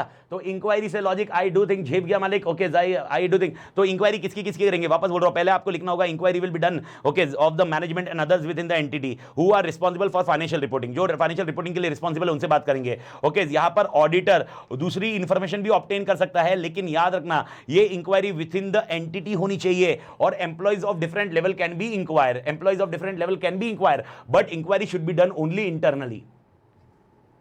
मेरे ख्याल से मालिक क्लियर, ओके भारत माता की जय। तो पहला पॉइंट इंक्वायरी करनी, ठीक है मालिक। दूसरा एनालिटिकल प्रोसीजर, मेरे को बताओ एनालिटिकल प्रोसीजर याद है मालिक? अपन ने 3B में आंसर ये लिखा हुआ है, 3A में आंसर लिखा हुआ है। एनालिटिकल प्रोसीजर क्या है? जब ICAI ORR पढ़ाया था उस टाइम पे एनालिटिकल प्रोसीजर लिखा हुआ है अपन ने, evaluation of plausible relationship between financial information and non financial information, और जो फ्लक्चुएशंस होगा, जो डिविएशंस होंगे, ओके इन शॉर्ट अब मैं आपको अपने लैंग्वेज में समझाता हूं। मेरे को बताओ हम क्या करेंगे, क्रिएट एन एक्सपेक्टेशन करेंगे, compare with actuals and difference is unusual, difference is unusual, difference is unusual, difference is unusual. तो हम इंक्वायर करते थे, ऐसा मैंने आपको समझाया था। सुनो गड़बड़ मत करना, मेरे को बताइए क्या मैं बोल रहा हूं। एग्जाम्पल ओके क्या करते थे अपन क्रिएट एक्सपेक्टेशन करते थे, एक्सपेक्टेशन क्रिएट करते थे और उसको कंपेयर करते थे एक्चुअल से, ओके और कंपेयर करने के बाद डिफरेंस अगर बहुत डेविएशन बहुत ज्यादा आया, हम लोग क्या करते थे, इंक्वायर करते थे। याद रखना RMM में क्या हमने ऑडिट चालू किया है? Had we started the audit मालिक? आंसर इज नो मालिक। तो RMM में क्या करना है, याद रखना एनालिटिकल प्रोसीजर, इसमें क्या करेंगे हम लोग, एक्सपेक्टेशन क्रिएट करेंगे, एक्सपेक्टेशन क्रिएट करेंगे, हम उसको कंपेयर करेंगे एक्चुअल से, हम कंपेयर करेंगे एक्चुअल से, और अगर डिफरेंस आया हम लोग क्या करेंगे, डोंट राइट इंक्वायर, हम लोग उसको RMM की लिस्ट में ऐड करेंगे। मैं वापस बोल रहा हूं, we are developing a list, we are developing a list, समझ में आया? We are developing list. तो हम लोग है ना, इंक्वायर मत लिखना इधर, अगर डिफरेंस अनयूजुअल है तो वो आपके 100 की लिस्ट में आ जाएगा। सर ये एनालिटिकल प्रोसीजर पुराने वाले बैलेंस शीट, पुराने वाले फाइनेंशियल स्टेटमेंट के बेसिस पे अपन करेंगे और उसके बाद उसको RMM पे ऐड करेंगे। मेरे ख्याल से आई डू थिंक एवरीबडी क्लियर, महानता एवरीबडी, करिश्मा ओके, शुभम, नील, महानता समझ में आया? तो आपको समझा? तो इसमें गलती से भी ओके 520 स्टैंडर्ड 520 करके एनालिटिकल प्रोसीजर का स्टैंडर्ड है, वो मत लिखना। यहां पर अपन ऐसे 520 एनालिटिकल प्रोसीजर यूज नहीं करते, ओके हम लोग जब जाएंगे, एक चैप्टर है उसमें पूरा एक चैप्टर ही है 520 का, ओके तब अपन एनालिटिकल प्रोसीजर करेंगे तो हम इंक्वायरी करते हैं, यहां पर इंक्वायरी नहीं करते, इंक्वायरी नहीं करते। यहां पर अगर गलती से भी आपने इंक्वायरी लिखा, कॉन्सेप्चुअली कंटेक्चुअली दोनों गलत। अरे आप ऑडिट चालू कर दोगे, अपन ने ऑडिट चालू नहीं किया, वापस मैं बोल रहा हूं सर ऑडिट नहीं कर रहे, क्या मजा कर रहे हैं? ऑडिट कर रहे हैं पर ऑडिट सब्सटेंटिव प्रोसीजर वाले प्रोसीजर नहीं कर रहे हैं। तो यहां पर हम लोग सिर्फ और सिर्फ हम 100 to 100 की लिस्ट बना रहे, ओके 100 and 200 की लिस्ट बना रहे हैं, ये कॉन्सेप्ट करना है बस, इससे ज्यादा नहीं है। ओके हमको सिर्फ पता करना है ओके किसके इसमें ज्यादा काम करना है, किसके इसमें कम काम करना है। मेरे ख्याल से तुमको झेप रहा है अपन क्या डिस्कशन कर रहे हैं। भारत माता की जय। ओके एंड ये एनालिटिकल प्रोसीजर काम खत्म हुआ, इसके बाद आपको ऑब्जर्वेशन एंड इंस्पेक्शन की बात करनी है। Observation and inspection okay it should be used in support of inquiry, it should be used in support of inquiry, support of inquiry. Okay आपने जो इंक्वायरी की उसके सपोर्ट में, सपोर्ट ऑफ इंक्वायरी केस में आपने ये ऑब्जर्वेशन को use करना चाहिए, आपने ये ऑब्जर्वेशन को यूज करना चाहिए, support of inquiry okay of management and others.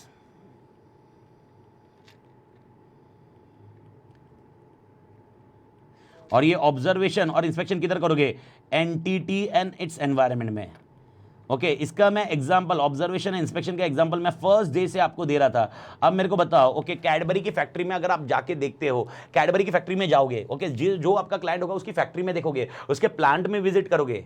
HUL case में हमने वही किया था, उनके अलग अलग प्लांट्स होते थे, हम उसमें विजिट करते थे और पता करते थे यहां पर कौन से कंट्रोल मैकेनिज्म है। अब वापस बता रहा हूं, कैडबरी की फैक्ट्री में आप जाओगे तो आपको मालूम पड़ता है इन्वेंट्री पे तोड़ कंट्रोल है, तोड़ कंट्रोल है, यानी इन्वेंट्री कैडबरी एक पर्सन भी उठा नहीं सकता, टच तक नहीं कर सकता। अब मेरे को बताओ यहां पर इन्वेंट्री में आरएमएम होने की संभावना कम होगी, बिकॉज आपने ऑब्जर्व किया, आपने इंस्पेक्ट किया, आपने ऑब्जर्व किया, इंस्पेक्ट किया। ओके ये कॉन्सेप्ट है। एक जन का क्वेश्चन आया, sir weather you have taken the साबुन और नॉट, साबुन लिया था क्या आपने? अरे नहीं भाई साबुन नहीं लिया मैंने उधर से।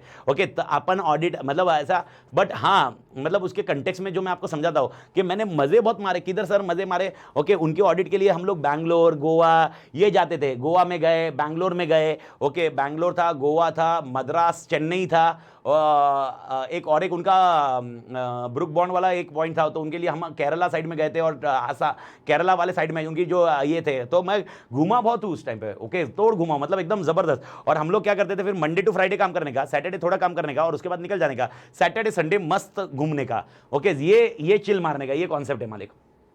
ओके अगर आप बिग फोर में जाओगे ना आपका इंडिया टूर तो होगा ही होगा, कंफर्म है। अगर आपको बिग फोर मिलता है तो आपका इंडिया टूर होना ही होना है। बिग फोर के पास ऐसे ऑर्गेनाइजेशंस के ऑडिट होते हैं जिनके ब्रांचेस बहुत जगह होते हैं, और जिनके ब्रांचेस बहुत जगह होते हैं तो ultimately you need to go everywhere for the audit. So all together ये है। मेरा पीडब्ल्यूसी था, प्राइस वाटर कूपर्स।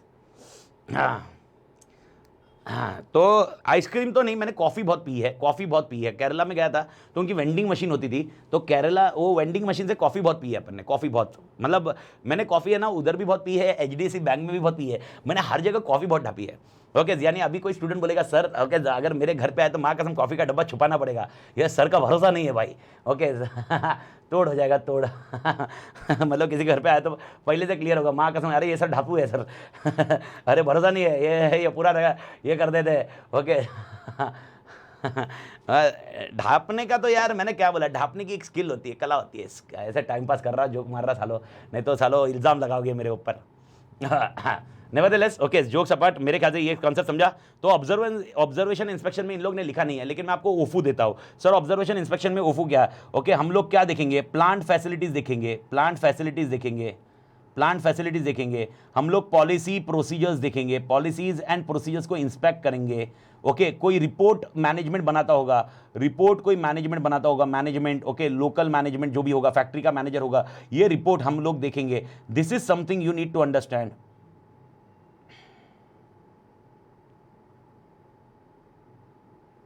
मेरे ख्याल से मालिक क्लियर? ओके ओके तो भारत माता की जय। ओके तो भारत माता की जय। तो मेरे ख्याल से ये समझा क्या? अरे ढापू गिन वापू गिन छोड़ रहे भाई, और ढापना वापना का कॉन्सेप्ट छोड़ दे। ओके ढापना इज माय बर्थ राइट। अरे माँ कसम मार डालोगे सालो, बचपन से ढापना थोड़ा ना सीखा है।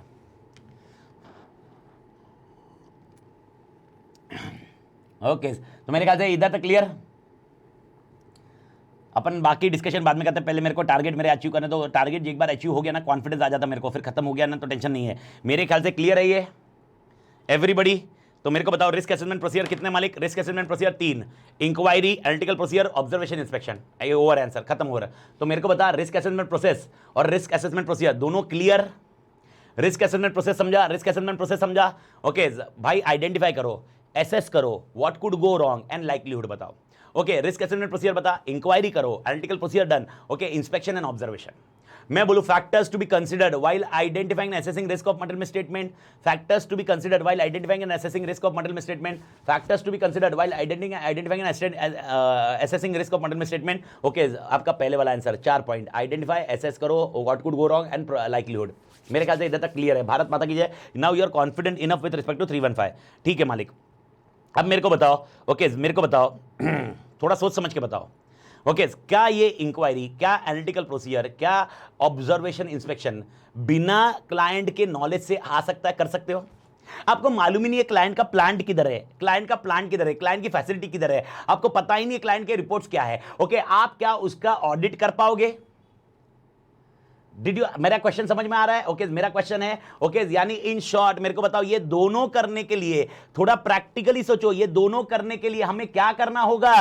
For doing these two things, what I required, either I need to do risk assessment process or risk assessment procedure. I need to have knowledge of client business, K O C. यानी मेरा क्वेश्चन है, रिस्क असेसमेंट प्रोसीजर पहले करेंगे, risk assessment procedure पहले करेंगे या केओसी पहले करेंगे? एक ओनली है general question, what I will do first, whether I will do risk assessment process or KOC, whether I will do risk assessment process or KOC, process or procedure, whatever, okay, process procedure और KOC पहले होना चाहिए, केओसी पहले होना चाहिए। Sir केओसी में आपके दो क्वेश्चन है, पहला क्वेश्चन है बेनिफिट्स और दूसरा क्वेश्चन है एरिया। अगेन स्टैंडर्ड 315 ही चल रहा है, ये पूरा स्टैंडर्ड 315 का कैलकुलेशन है मालिक, ये ऐसे 315 के बेसिस पे ही चल रहा है। ओके ये ऐसे 315 ही रहेगा, ये ऐसे 315 ही रहेगा। Okay audit risk is nothing to do with 315। Okay तो मेक श्योर अपन दो स्टैंडर्ड ऐसे 315 ही है, बहुत बड़ा स्टैंडर्ड है ऐसे 315। अरे इतना आसानी से 100 to 100 हो जाता तो मां कसम दुनिया 100 to 100 कर लेती। ओके तो बढ़ते हैं आगे, अब आते हैं केओसी पे। अब मेरे को बताओ केओसी पे how many questions are there? There are total 2 questions on K O C. There are 2 questions on K O C. What is K O C मालिक? केओसी का फुल फॉर्म है knowledge of client business.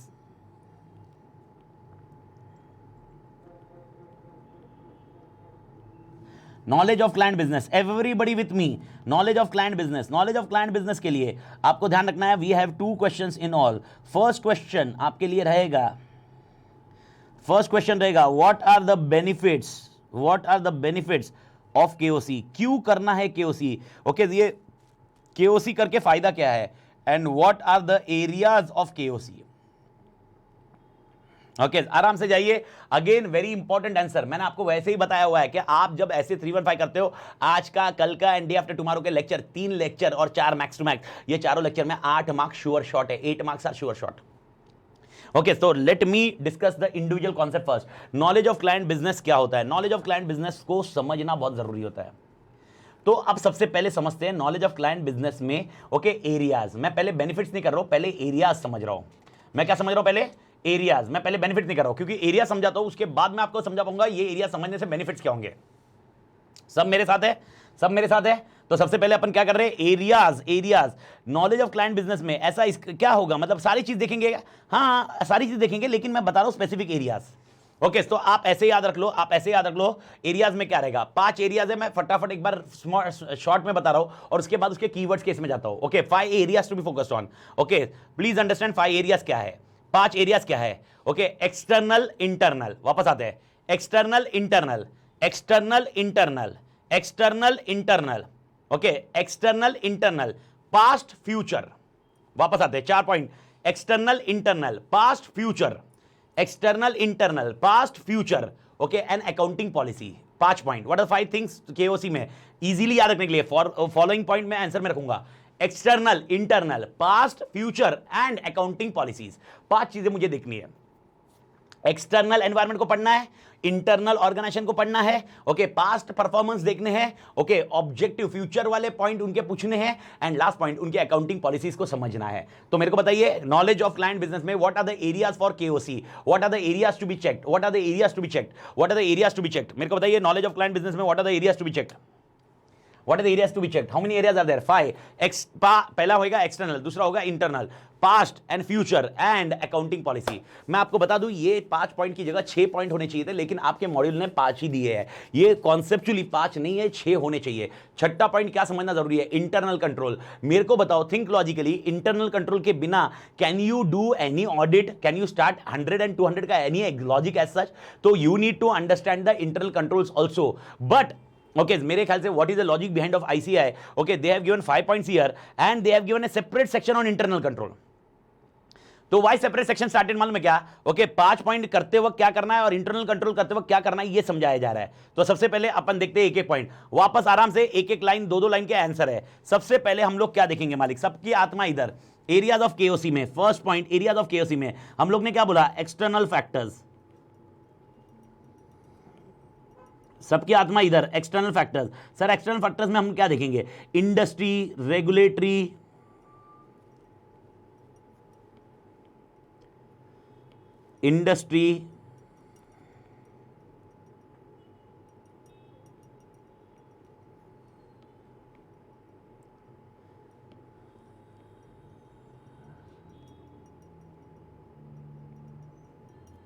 regulatory and others, okay, including AFRF.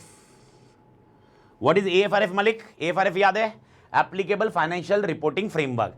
यानी हम लोग external factors में क्या देखेंगे, industry factors क्या है, रेगुलेटरी फैक्टर्स क्या है, अदर फैक्टर्स क्या है। इंडस्ट्री में कौन इंडस्ट्री लीडर है, वापस मैं बोल रहा हूं, कुछ बताया नहीं आपके मॉड्यूल ने, जस्ट मैं आपको पंचायती दे रहा हूं so that you can understand well versed. Okay, that's the only scenario. In CA final this answer is almost of 3 pages. In intermediate this answer is of hardly 6 lines, 7 lines, not more than that. तो याद रखना, final में जाके ये advance level पे जाएगा, यही पढ़ना है। फाइनल का तो बेस इधर ही है ना यार, बेस। फाइनल में क्या पढ़ोगे, स्टैंडर्ड तो वही रहेंगे, बस वो स्टैंडर्ड के एडवांस लेवल, डिटेल्ड वर्जन आपको मालूम पड़ेंगे। और मैं आपको बता रहा हूं, ओके, आप जितना अच्छे से ये पॉइंट करोगे उतना आपको इवन ये फाइनल में आपका बैकग्राउंड पूरा क्लियर हो जाएगा मालिक। तो पहला पॉइंट, एक्सटर्नल फैक्टर्स में इंडस्ट्री लेवल, इंडस्ट्री में कौन इंडस्ट्री ये कर रहा है, रेगुलेटरी गवर्नमेंट की पॉलिसीज क्या है, कुछ नई पॉलिसीज आने वाली है, कुछ पुरानी पॉलिसीज क्या है, अदर्स, अदर्स में मतलब कौन से हो सकते हैं, इकोनॉमिक फैक्टर्स हो सकते हैं। एग्जांपल बोल रहा हूं, इकोनॉमिक फैक्टर्स यानी इंटरेस्ट रेट क्या है, इन्फ्लेशन क्या है, ये चेक कर सकते हैं अपन। These are external factors. तो मेरे ख्याल से पहला पॉइंट एक्सटर्नल फैक्टर्स का कॉन्सेप्ट क्लियर है मालिक। ओके, ये होने के बाद AFRF भी पता करना पड़ेगा। AFRF का full form applicable financial reporting framework. Financial reporting framework यानी अकाउंटिंग स्टैंडर्ड कौन सा फॉलो करता है, ये इनको अकाउंटिंग स्टैंडर्ड है, इंड एस है, क्या सीन है, ये पता करना जरूरी है। मेरे ख्याल से पहला पॉइंट सबको क्लियर है।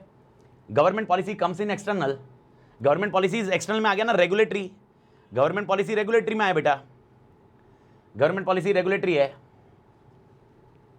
इंडस्ट्री देखो, इंडस्ट्री लीडर करने, एसेस करने से क्या होगा, हम जब मेरे को बताओ एनालिटिकल प्रोसीजर क्या करना है। मैं, अच्छा, एक जन ने क्वेश्चन पूछा नील ने, ओके, आज ही बता, मतलब ठीक है वो डिस्कशन है, मेरे को बताओ एनालिटिकल प्रोसीजर मतलब क्या करना। एनालिटिकल प्रोसीजर करना, सबके आंसर आ रहे हैं, टाइप मत करो, सबके आंसर आ रहे हैं।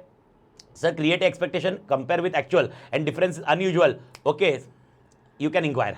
Now my question is, industry leader है वो, ओके, सेल्स एंड डेटर रेशियो उसका एक होगा, डेटर्स रेशियो एंड सेल्स का रेशियो, सेल्स एंड डेटर का रेशियो, ओके, वो रेशियो को अपन बेंचमार्क ले सकते हैं। आप समझे, तो जब अपन इंडस्ट्री को समझते हैं तो एनालिटिकल प्रोसीजर करने में काम आएगा।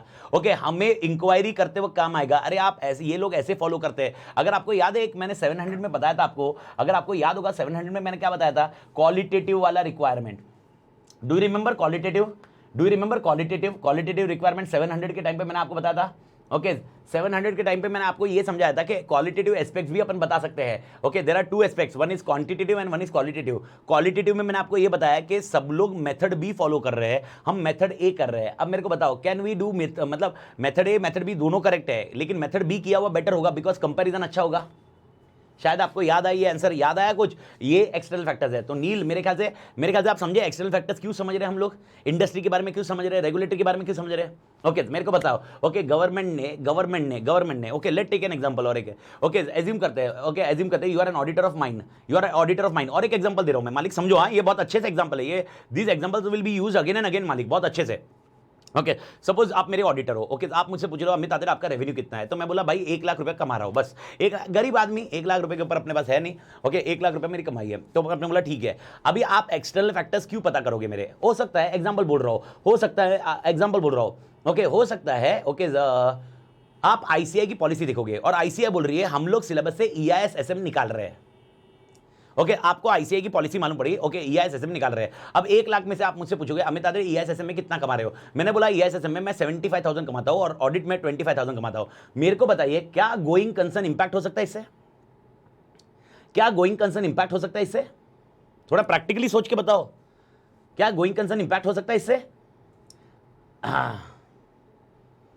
यस मालिक, यस। तो मेरे को बताओ, don't you think external factors कितने काम के हैं आपके लिए, external factors organization to organization कितने काम के हैं मालिक। हाँ, पर डे, वही बोलता है 1 लाख करोड़, नहीं रे भाई,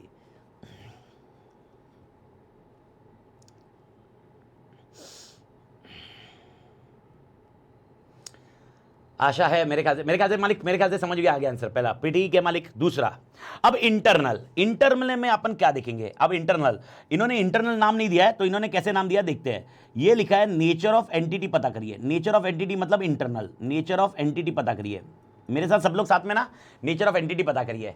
नेचर ऑफ एंटिटी मतलब क्या, नेचर ऑफ एंटिटी मतलब, ओके, ये कंपनी के ऑपरेशंस कैसे है, ये कंपनी के ऑपरेशंस कैसे है, ये कंपनी का ओनरशिप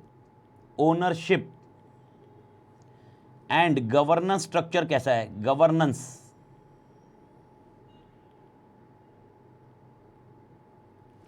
स्ट्रक्चर कैसा है, यानी एग्जांपल ओनरशिप में equity share capital, paid up share capital, debenture holder, क्या सीन है, गवर्नेंस मतलब बोर्ड ऑफ डायरेक्टर्स कौन है, ओके क्वालिफाइड है कि नहीं है, ओके मेरे ख्याल से मालिक एवरीडे क्लियर, ओके आप समझे मालिक, ये पॉइंट समझ रहे हो, ओके तो पहला पॉइंट उनके ऑपरेशन कैसे है, उनके ओनरशिप देखेंगे, उनके बाद okay types of investing, okay types of investment ये कंपनी कैसे कर रही है, types of investment done by company in plant, okay types of investment making plans, ये क्या है, प्लांट लिखा जा रहा है, plans, types of investment in making plans, ये प्लान्स करने में कितना अच्छे से काम कर रहे हैं, ओके ये एंटिटी का स्ट्रक्चर कैसा है, उसके फाइनेंसेस कैसे है, एंटिटी स्ट्रक्चर कैसा है, स्ट्रक्चर मतलब टॉप मिडल लोअर में क्या क्या कौन कौन लोग इन्वॉल्व है, इनका फाइनेंस शेड्यूल कैसा है, ये कंप्लीटली बाहर के फाइनेंस में है या पब्लिक ओनरशिप वाले जो शेयर होल्डर है उनका फाइनेंस इन्वॉल्व है, ये आपको समझना है मालिक। सेकंड पॉइंट में तो इंटरनल को इन लोगों ने नेचर ऑफ एंटिटी दिया है, तो external nature of entity, external nature of entity. Next point is past, past में हम लोग क्या देखेंगे, okay the next point is past में क्या देखेंगे, measurement and review, measurement and review of financial performance, पुराने फाइनेंशियल पेपर्स लेने के, ओके उनके फाइनेंशियल परफॉर्मेंस देखने के, लास्ट 3-4 साल का फाइनेंशियल परफॉर्मेंस देखने का, कैसा ग्रो हो रहा है, क्या हो रहा है, उससे अपने को समझेगा इनके अब इस टाइम पे ग्रो कैसे होगा, एनालिटिकल प्रोसीजर से आरएमएम निकालने के लिए काम आएगा हमें। थर्ड पॉइंट है पास्ट परफॉर्मेंस, ओके ये हो गया। उसके बाद है ओके करंट वाला, मतलब फ्यूचर में क्या क्या सीन है, तो फ्यूचर में हम लोग क्या बोलेंगे, एंटिटी तुम्हारे ऑब्जेक्टिव्स क्या है, तुम्हारे स्ट्रैटेजीज क्या है, तुम्हारे रिस्क क्या है, ये पता करेंगे। ओके सो ऑब्जेक्टिव्स क्या है, स्ट्रैटेजीज क्या है, रिस्क क्या है। एग्जांपल ओके आपने मुझसे पूछा सर अमित आदित्य आपके ऑब्जेक्टिव क्या है, ओके मैंने बोला मेरा ऑब्जेक्टिव है ऑल इंडिया लेवल पे जाने का, मैं अभी मुंबई में पढ़ा था, मेरे को ऑल इंडिया लेवल पे जाना है, ठीक है। आप पूछे अमित आदित्य आपकी स्ट्रैटेजी क्या होगी, फिर मैं बोला ऑल इंडिया लेवल पे जाने के लिए मैं वर्चुअल लेक्चर चालू करने वाला हूँ। ओके फिर आप मुझे पूछोगे इसके लिए रिस्क आपको क्या क्या लगता है, मेरे को रिस्क लगता है कि एम्प्लॉय मिले, टेक्नोलॉजी बरोबर मिले कि नहीं मिले, आप समझे मालिक। Okay this is something which you need to understand with respect to this point, this is something which you need to understand. Objectives क्या है, स्ट्रैटेजीज क्या है, रिस्क क्या है, ऑब्जेक्टिव्स क्या है, स्ट्रैटेजीज क्या है, रिस्क क्या है, ये समझो। सर ये क्यों समझना चाहिए, रीजन सिंपल है, इसके बेसिस पे आपको फंडिंग मिल रहा है नहीं मिल रहा है, रिस्क किधर है, इसकी वजह से आप एग्जांपल मेरे को बताओ, अगर आपके फ्यूचर के ऑब्जेक्टिव बहुत नेशनल लेवल पे जाना है तो कहीं ना कहीं यू रिक्वायर है फंडिंग, फंडिंग के लिए can you modify the financial performance, क्या आप विंडो ड्रेसिंग कर सकते हो फाइनेंशियल परफॉर्मेंस को। तो अगर ऑब्जेक्टिव बहुत ही डायनामिक है, okay there can be a window dressing of your financial performance, there can be a window dressing of balance sheet, ये कॉन्सेप्ट आपको ध्यान में रखना होगा।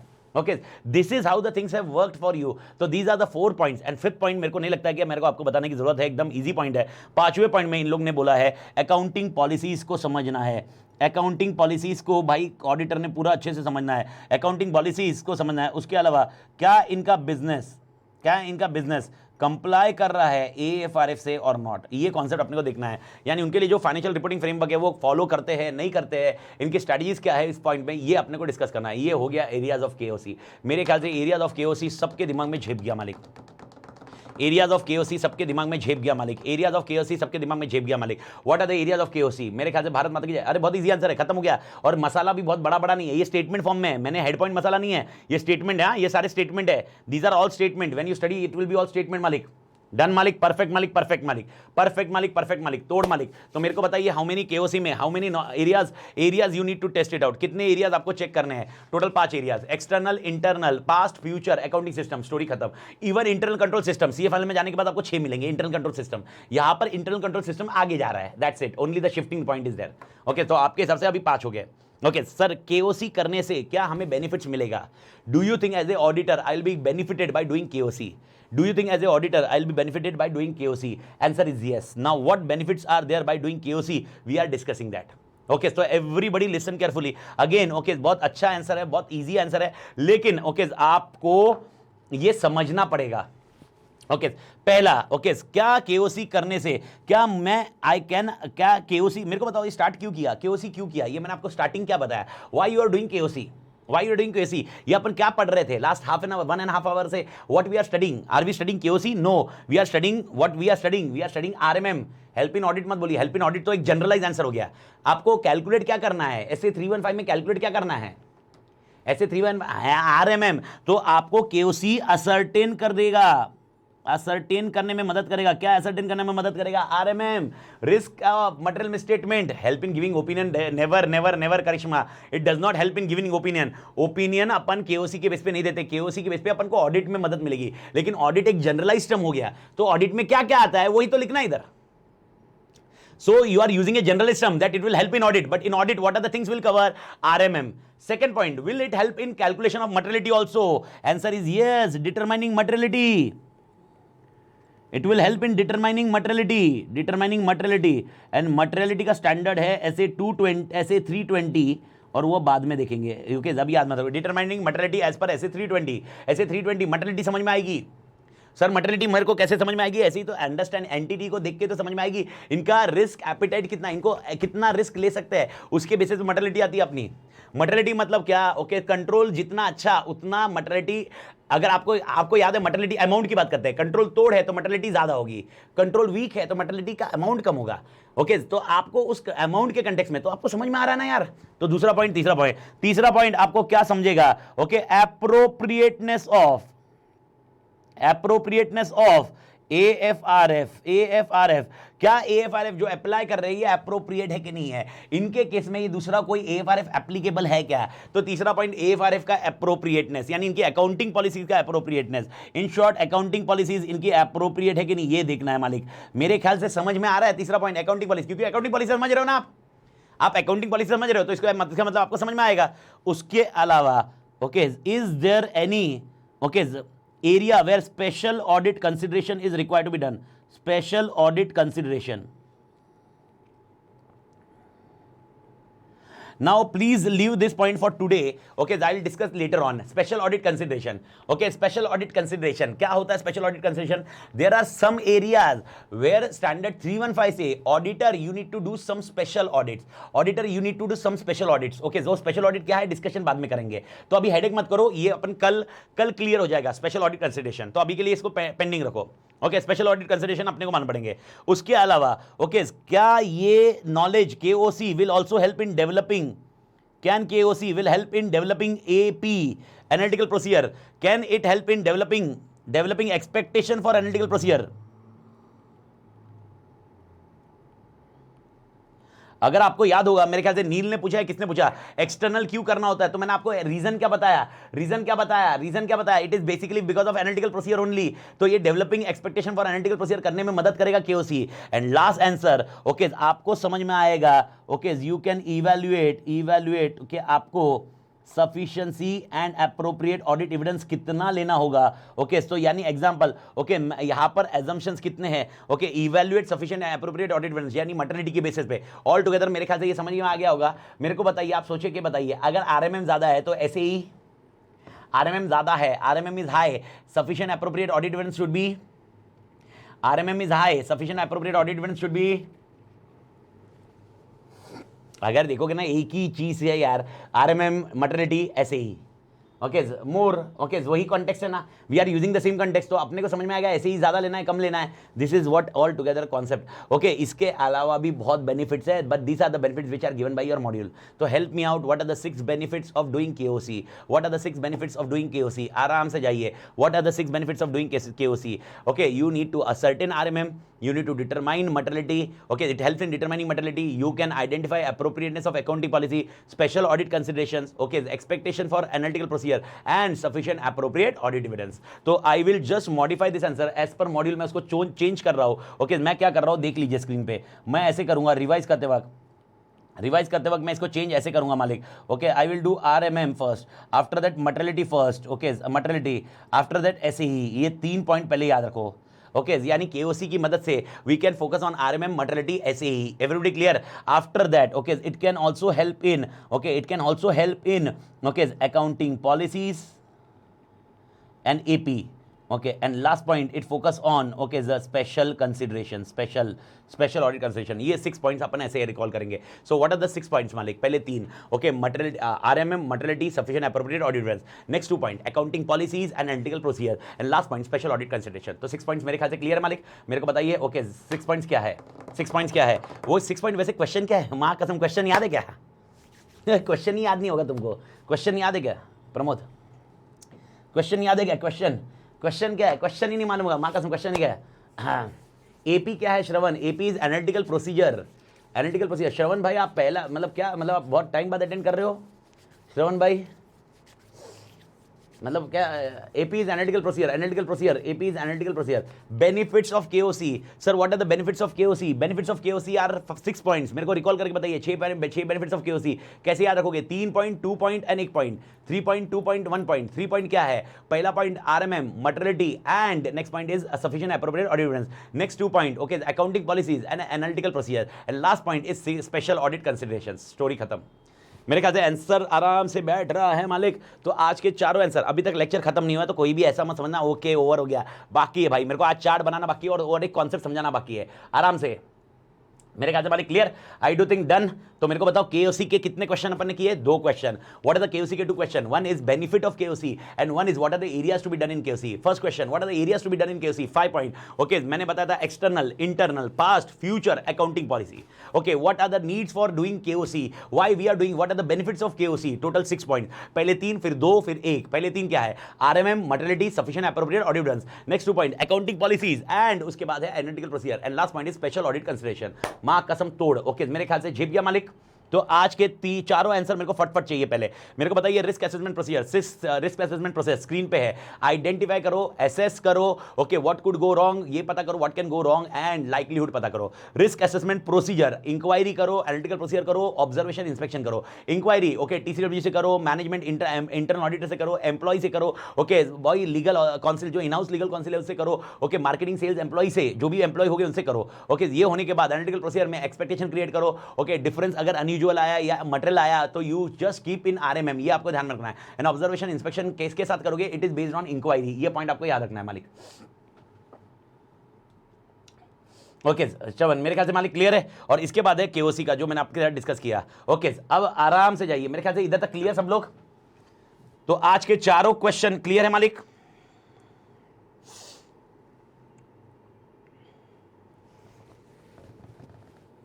अगर आज के चारों क्वेश्चन क्लियर है तो अब मेरे को आप आंसर देंगे। तो मेरे को बताओ, अब आप मेरे को आंसर दोगे, आप मेरे को आंसर देने वाले हो। मेरे को बताइए पहले केओसी करूं या रिस्क असेसमेंट प्रोसीजर करूं? देखो रिस्क असेसमेंट प्रोसेस मतलब स्टेप्स है तो उसको मैं इग्नोर कर रहा हूं। मेरे को बताओ केओसी या risk assessment procedure?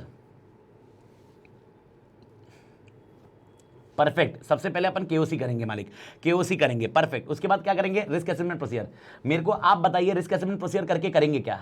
Risk assessment procedure हो गया, उसके बाद अपन क्या करेंगे?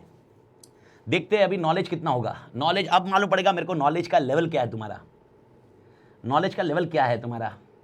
Let's see after risk assessment procedure. अरे आरएमएम मिल गया मेरे को प्रोसीजर बताइए, प्रोसेस नहीं रे। अरे रिस्क असेसमेंट प्रोसेस तो, अरे क्या झंपे बोलता है रिस्क असेसमेंट प्रोसेस करेंगे। अरे रिस्क असेसमेंट प्रोसेस करने के लिए अपने प्रोसीजर किया है यार। हाँ महानता, it is we are doing TOC. इसके बाद हम लोग फर्दर ऑडिट प्रोसीजर करेंगे। अरे मालिक यही तो मैं आपको समझाया। अरे मालिक मालिक मालिक मालिक याद करो, अब आपको स्ट्रक्चर समझ में आना चाहिए। अब मेरे को बताओ रिस्क असेसमेंट प्रोसीजर ऐसे 315 स्क्रीन पे देखो, स्क्रीन पे देखो। ओके पहला अपन ये रिस्क असेसमेंट प्रोसीजर करेंगे। तो रिस्क असेसमेंट प्रोसीजर में हम अभी क्या करेंगे? अभी आंसर आपका आ गया। हम क्या करेंगे? हम इंक्वायरी करेंगे, एनालिटिकल प्रोसीजर करेंगे और ऑब्जर्वेशन इंस्पेक्शन करेंगे। और ये क्यों करेंगे? क्योंकि हमें risk assessment, risk of material statement को आइडेंटिफाई करना है, एसेस करना है, व्हाट कुड गो रॉन्ग देखना है, लाइक्लीहुड चेक करना है। भारत माता की जय। और ये होने के बाद हम जाएंगे नेक्स्ट पोर्शन में, that is called further audit procedure, जिसका मतलब है टीओसी करेंगे। और टीओसी के बाद हम सब्सटेंटिव प्रोसीजर करेंगे। ये आपको एक पैराग्राफ में दिया हुआ है, यानी information obtained by performing risk assessment procedure. ये आपको लिखने की जरूरत नहीं है, ये लॉजिक बैठ जाना चाहिए। मेरे को बताओ information obtained by risk assessment procedure, आपको information obtained by risk assessment procedure किस में यूज किया जाएगा? आपका information obtained by risk assessment procedure किस में यूज किया जाएगा? तोड़ मालिक समझ में आ रहा है? आपका information obtained by risk assessment procedure किस में यूज किया जाएगा? In what it will be used? Further audit procedure. Further audit procedure में मतलब कौन? दो चीज, it is used in TOC and SP. TOC and SP perfect. अरे झेपा क्या मालिक?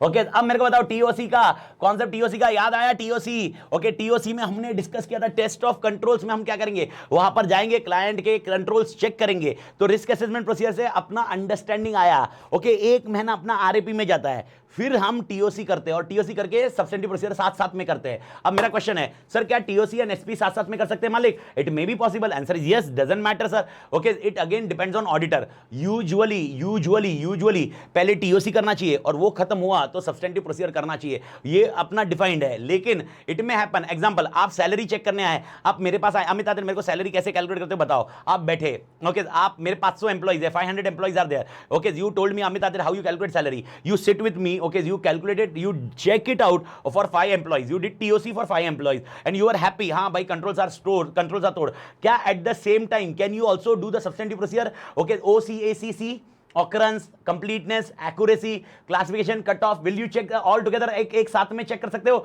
Answer is yes, it's again your call, it's a subjective point. Okay, जरूरी नहीं है कि टीओसी करने के बाद ही हम एसपी करेंगे, इट में happen TOC and SP can be done concurrently also, it is not simultaneous, it is concurrent. Concurrent मतलब साथ साथ में ऑडिटर ये टाइम बचाने के लिए कर सकता है, ऑडिटर ऐसा कर सकता है मेरे ख्याल से। आई do think you are now getting a control over the structure, okay, structure पे समझ में आ रहा मालिक? You are getting the control over the structure मालिक? परफेक्ट मालिक, तो मेरे ख्याल से अब आपको समझ में आ गया। तो इधर मैंने एक टेक्स्ट बुक में पोर्शन है, इस एरिया में मैंने टेक्स्ट बुक का एक पोर्शन छोड़ा है, ओके। रिस्क असेसमेंट प्रोसीजर और प्रोसेस साइमल्टेनियसली हो गया क्या? कविता रिस्क असेसमेंट प्रोसेस अपन कुछ फॉलो नहीं करते, ओके, प्रोसीजर ये प्रोसेस के लिए कर रहे हैं। वापस समझा दो कविता, मैं प्रोसीजर क्यों परफॉर्म कर रहा हूं? ताकि वो प्रोसेस अचीव हो सके। ये साथ साथ में अलग अलग प्रोसीजर अलग अलग नहीं है। देखो TOC and SP procedure different है। Test of control is one procedure, SP is one procedure, risk assessment procedure is one procedure, but this is risk assessment process. We are performing risk assessment procedure to get this item. Risk assessment process मतलब क्या करना मेरे को बताओ? Identify करना, assess करना, okay, what could go wrong and likelihood ये करना। ये 4 चीजें करने के लिए हम लोग ये कर रहे हैं। ये साइमल्टेनियस मतलब ये इसी के लिए किया जा रहा है। It is nothing to do with simultaneous और concurrent. We are doing this portion to achieve this, we are doing this portion to achieve this. It is not first procedure करेंगे एंड बाद में प्रोसेस। प्रोसीजर के साथ में वो process automatically complete हो रहा है, प्रोसीजर के साथ में ऑटोमेटिकली प्रोसेस कंप्लीट होते जाएगा। जब मैं प्रोसीजर करूंगा तो मेरे को समझ में आएगा। एग्जांपल, इंक्वायरी, ओ टीसीबी जी कैसे हो दोस्त? वो बोले भाई मैनेजमेंट के जजमेंट है। तो अपन ने क्या लिस्ट में लिखा? लिस्ट में क्या लिखा? Management judgement. अपन ने लिखा ना लिस्ट में मैनेजमेंट जजमेंट मालिक, मैनेजमेंट जजमेंट लिखा ना, ओके। तो इन दैट पॉइंट अब मैनेजमेंट जजमेंट में हमको क्या समझा? आइडेंटिफाई किया, ओके। अब मेरे को बताओ मैनेजमेंट जजमेंट की वजह से और क्या क्या होगा? Example, provision for doubtful debts. You tell me, okay, did you identify risk in provision for doubtful debts? अब यार एकदम तोड़ करो, हाँ, मेरे को आंसर अच्छे से चाहिए।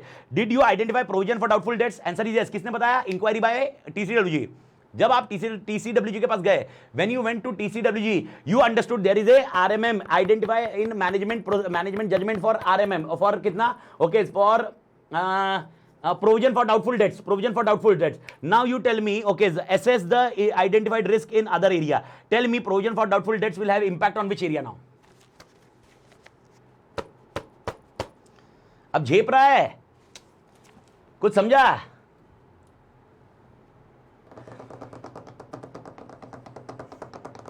तो रिस्क असेसमेंट प्रोसीजर जब अपन कर रहे हैं तो प्रोसेस के लिए कर रहे हैं। तो अरे मेरे को आंसर नहीं दिया किसी ने।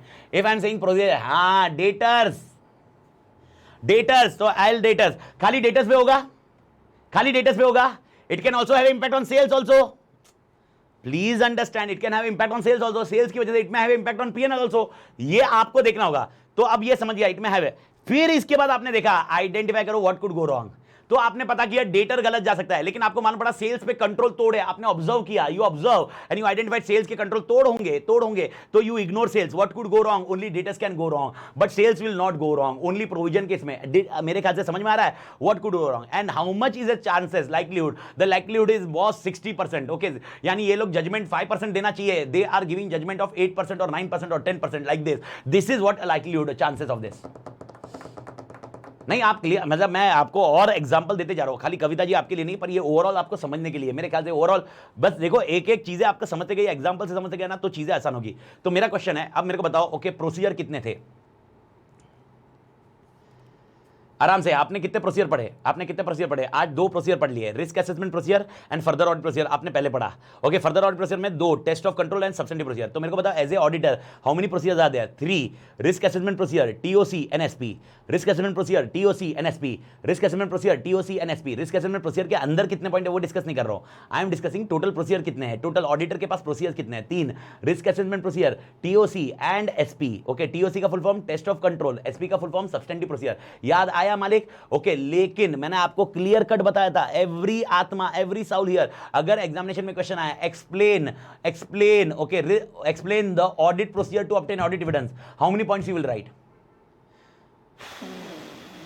Explain audit procedure to obtain audit evidence, how many points you will write? Explain audit procedure to obtain audit evidence, how many points you will write? इस पे कंट्रोल चाहिए, ये चीज पे कंट्रोल चाहिए। You require a controls over this. If I ask you a realistic approach, how many procedures are there? There will be only 3 procedures, risk assessment procedure, test of control and substantive procedure. But in examination if the question come explain audit procedure to obtain audit evidence, how many procedures you will write? You will write 7 point. With 7 point मालिक, ICAI-ORR। I told you during chapter 3B, okay, chapter 3B में मैंने आपको clear cut इसमें लिख के, और confuse हो सकता है इसलिए मैंने क्लियर बताया था, याद रखना। Audit procedure to obtain audit evidence, वैसे देखा जाए तो audit procedure to obtain audit evidence, audit procedure to obtain audit evidence 3 है, risk assessment procedure, test of control and substantive procedure. लेकिन ये आंसर आपको नहीं लिखना है, this is not an answer for you. Audit procedure to obtain audit evidence is ICAI-ORR। So sir, risk assessment procedure कब लिखना है? जब खाली रिस्क असेसमेंट प्रोसीजर आए। Okay, when you should write TOC, when TOC comes, when you should write SP, only when SP comes. Freeze मालिक, freeze करे everybody now, freeze. अभी conceptually तोड़ होना चाहिए अभी। ओके, तो वापस बोल रहा हूं, इस पोर्शन में जो ब्लैक वाला पोर्शन है RAP, अगर आप टेक्स्ट बुक पढ़ना चालू करोगे तो टेक्स्ट बुक में आपको और एक क्वेश्चन मिलेगा, information obtained by performing RAP will be used as audit evidence in. Information मैंने लिखा नहीं है क्योंकि that is not required. Okay, ये इसीलिए मैंने बोला कंफ्यूज कर देगा, तो आपने कंफ्यूजन नहीं होना है। आपको मैंने क्या बोला, एग्जामिनेशन में क्लियर रखना है, audit procedure to obtain audit evidence. क्या लिखना है? Audit procedure to obtain audit evidence. Examination में आपको आंसर ICAI-ORR लिखना है। कॉन्सेप्चुअली आपको समझ में आ चुका है, ये पॉइंट आप ध्यान में रखना, दैट्स इट। अब मैं वापस बोल रहा हूं, ओके, इन 3 के अलावा एक और एक पोर्शन है, information obtained by performing RAP is used as audit evidence in.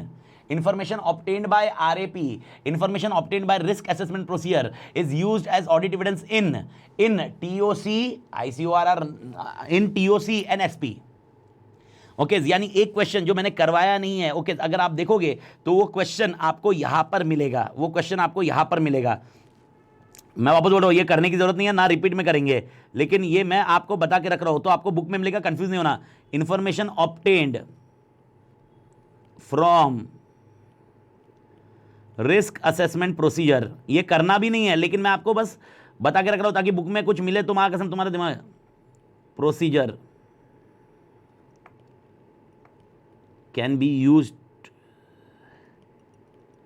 As audit evidence. मेरे ख्याल से मालिक क्लियर? तो can be used as audit evidence for 2 चीज, TOC एंड SP। ओके, ये पॉइंट हो गया, काम खत्म। तो ये लिखने की जरूरत नहीं है, मैं आपको इसके अंदर ही लिख रहा हूं, TOC प्लस SP।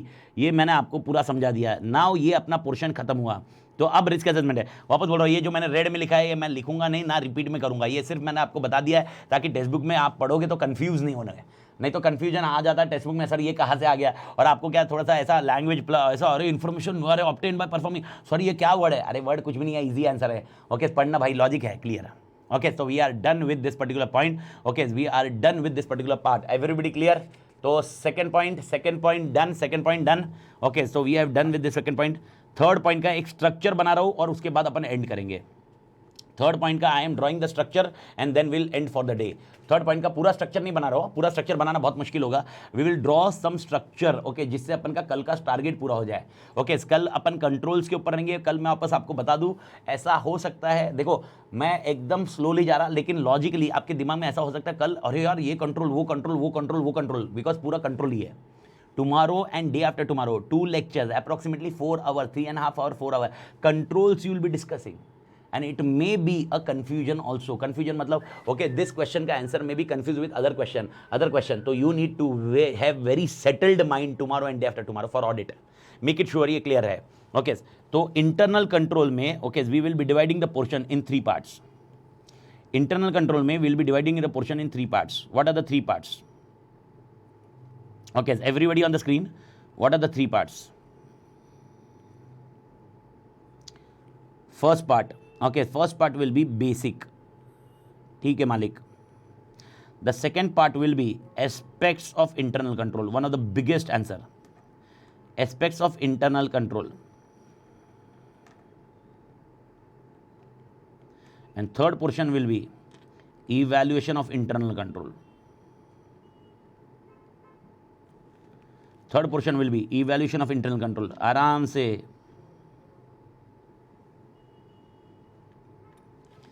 से आते हैं. ओके, मेरे को बताइए इंटरनल कंट्रोल में ऐसे 315 के हिसाब से कितने पॉइंट में डिवाइड होगा internal control? Basic. Second point aspects and third evaluation. Basic, aspects, evaluation. ये क्वेश्चन नहीं है, इनके अंदर और बड़ा चार्ट बनेगा. तो बेसिक का आज अपन चार्ट बना देते हैं और मैं आपको बस एक छोटा सा कॉन्सेप्ट समझा देता हूँ. ओके, जहाँ पर अपन ये एंड कर रहे हैं. बेसिक में अपन 2 चीज़ें पढ़ेंगे. एक होगा okay objectives of internal control, and एक होगा benefits of understanding internal control. IC का मतलब होगा internal control. I am using short form IC, internal control. तो भाई ये पोर्शन अपन ने डिवाइड किया. एस्पेक्ट्स में अपन कल डिवीजन करेंगे क्योंकि एस्पेक्ट्स में बहुत सारा पॉइंट है. एस्पेक्ट्स में 4 है और 4 के अंदर मल्टीपल है. मतलब बहुत बड़ा चार्ट है मालिक. मैं आपस में बता रहा हूँ, मैं आप इमेजिन करो. तो कल वाले इसमें अपना बेसिक खत्म होता है, एस्पेक्ट्स का ऑलमोस्ट मेजॉरिटी पोर्शन खत्म होता है, एंड डे आफ्टर टुमारो में ओके इंटरनल कंट्रोल का लास्ट पोर्शन और ओके इवैल्यूएशन के पोर्शन खत्म हो जाते हैं. और उसके बाद कुछ बचा, एक आध क्वेश्चन बचा, तो डे आफ्टर उसके बाद इंटरनल ऑडिट के साथ में कवर हो जाएगा मालिक. तो मेरे ख्याल से ओके और अरे फैक्टर्स और कंट्रोल्स यही तो क्वेश्चन है. और मैं आपको बता रहा हूँ ओके ऐसा होता है. देखो I don't know whether you have noted और not with my teaching style. When I was on chapter 1 or when I was on chapter 11, okay, when I was on 1 or 11, we were on some certain speed. But when I enter into chapter 3A and when I enter into chapter this one, okay, if you see my speed is dramatically reduced for explanations. I don't know whether you have monitored or you have noticed this one or not. But this is what actually you want to understand. There are certain chapters which you can directly go ahead without any confusion, without any conceptual logic, without any problem, without any multiple things in it. But there are certain chapter which is so dramatically confusing. You can't tolerate that one. अगर इसमें मैं वही speed adopt करूँ okay इसमें 3B अभी आएगा, 3B वाला portion. Once my 3B is over ना, once this 4 and 3B is over ना, माँ कसम बोल रहा हूँ, audit is in your control man.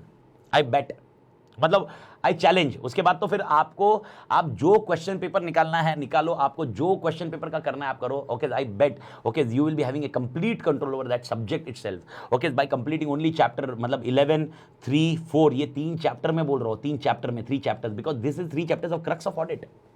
Even chapter 2 is there, planning is there, but planning okay देखो प्लानिंग ऐसा नहीं है प्लानिंग नहीं समझ में आएगा. Planning will be very easy because you have done the conceptual point with other parts. Okay तो nevertheless तो लेट्स यू सी मतलब आज वैसे टाइम बचा हुआ है तो एक छोटा सा कॉन्सेप्ट आपको मैं खाली बता देता हूँ. सर खाली आज एक कितना पॉइंट करते हैं, 5 मिनट दीजिए, 5 मिनट से दीजिए, 5 मिनट है आज का हो गया है, एक 5 मिनट दीजिए, सिर्फ 5 मिनट. ओके इंटरनल कंट्रोल क्या होता है, इंटरनल कंट्रोल क्या होता है, ओके इसके ऊपर खाली मेरे को आपको समझाना है. कल वैसे चालू करूंगा लेकिन इंटरनल कंट्रोल क्या होता है ये आपको नॉलेज आ जाए आज. ओके है बचा है 5 मिनट का कॉन्सेप्ट अपन कवर, बहुत ज़्यादा एग्जैक्टली नहीं है, मैं मैनेजेबल टाइम में ले रहा हूँ. Internal control may be defined as process. Internal control process होते हैं okay which are designed, implemented and maintained. वापस बोल रहा हूँ ओके इंटरनल कंट्रोल एक प्रोसेस होते हैं, सब मेरे साथ है. इंटरनल कंट्रोल एक प्रोसेस होते हैं जो डिजाइन किए जाते हैं. एवरीबडी महानता including you. Internal control are process which are designed, implemented, maintained. डिम design, implementation, maintenance. Design, implementation, maintenance. Internal control are process which are designed, implemented, maintained. By TCWG और management, by TCWG और management. यानी internal control के design कौन करेगा? TCWG और management. Implement कौन करेगा? टीसीडब्ल्यूजी और मैनेजमेंट। मेंटेन कौन करेगा? टीसीडब्ल्यूजी और मैनेजमेंट। ओके, वापस आ रहा हो। इंटरनल कंट्रोल, अरे सब मेरे साथ है कि चले गए सालो? अबे है क्या नहीं चले गए? पूछ, यू देयर? है मां कसम, मेरे को तो लगा गए कोई यार रिप्लाई। ओके हाँ भाई है, ठीक है। ओके, मेरा पहला point, internal control is a process which are designed, implemented, maintained by TCWG and management, TCWG or management, TCWG or management, perfect, TCWG or management, TCWG or management, okay to provide reasonable assurance, to provide reasonable assurance, यानी आपको ये ध्यान में रखना होगा, even control cannot provide absolute assurance, even control cannot provide absolute assurance. मेरे को बताओ, आपके घर पे ताला लगाया है, इसका मतलब चोरी नहीं होगी क्या? महानता, दिस विल बी थोड़ा सा in Hindi. Okay, if you have a lock on door, it means that there will be no theft. Okay, हो सकती है लेकिन chances will be less, chances will be less. तो whenever you put controls, the reasonable assurance देता है, it does not give you absolute assurance. Controls does not give you absolute assurance, it gives a reasonable assurance. तो what is the internal control? वापस आते हैं, एकदम easy answer. Internal controls are the process which are designed, implemented, maintained by TCWG or management to provide reasonable assurance that, to provide reasonable assurance that, to provide reasonable assurance that, okay, to provide reasonable assurance that, okay, financial statements are reliable, okay, operations are effective and efficient, assets are safeguarded, and okay, compliance is done. Four words, तोड़ easy, four words, एकदम easy. Reliability, पहले word को याद रखा था, reliability, okay, reliability, safeguarding, effectiveness, efficiency, compliance. Reliability, safeguarding, effectiveness, efficiency and compliance. Reliability, safeguarding, effectiveness, efficiency and compliance. Reliability of financial statement, reliability of financial reporting, safeguarding of assets, efficient and effective and efficient operations and compliance with laws and regulations. एकदम आराम से, एकदम easy, done answer. Okay, रट सकता है, आराम से रट सकता है। मेरे को बताओ इंटरनल कंट्रोल का डेफिनेशन क्या है? इंटरनल कंट्रोल का definition, last point for the day. Okay, खत्म हो गई स्टोरी। ओके, मेरे को बताओ डेफिनेशन क्या है इंटरनल कंट्रोल का? You will give me a definition अमालिक। इंटरनल कंट्रोल का डेफिनेशन क्या है? Internal control is process which are dim मतलब क्या? डिजाइन, इंप्लीमेंटेड और मेंटेन्ड बाय TCWG और management to provide reasonable assurance, reasonable assurance, reasonable assurance that okay, 4 points क्या क्या है?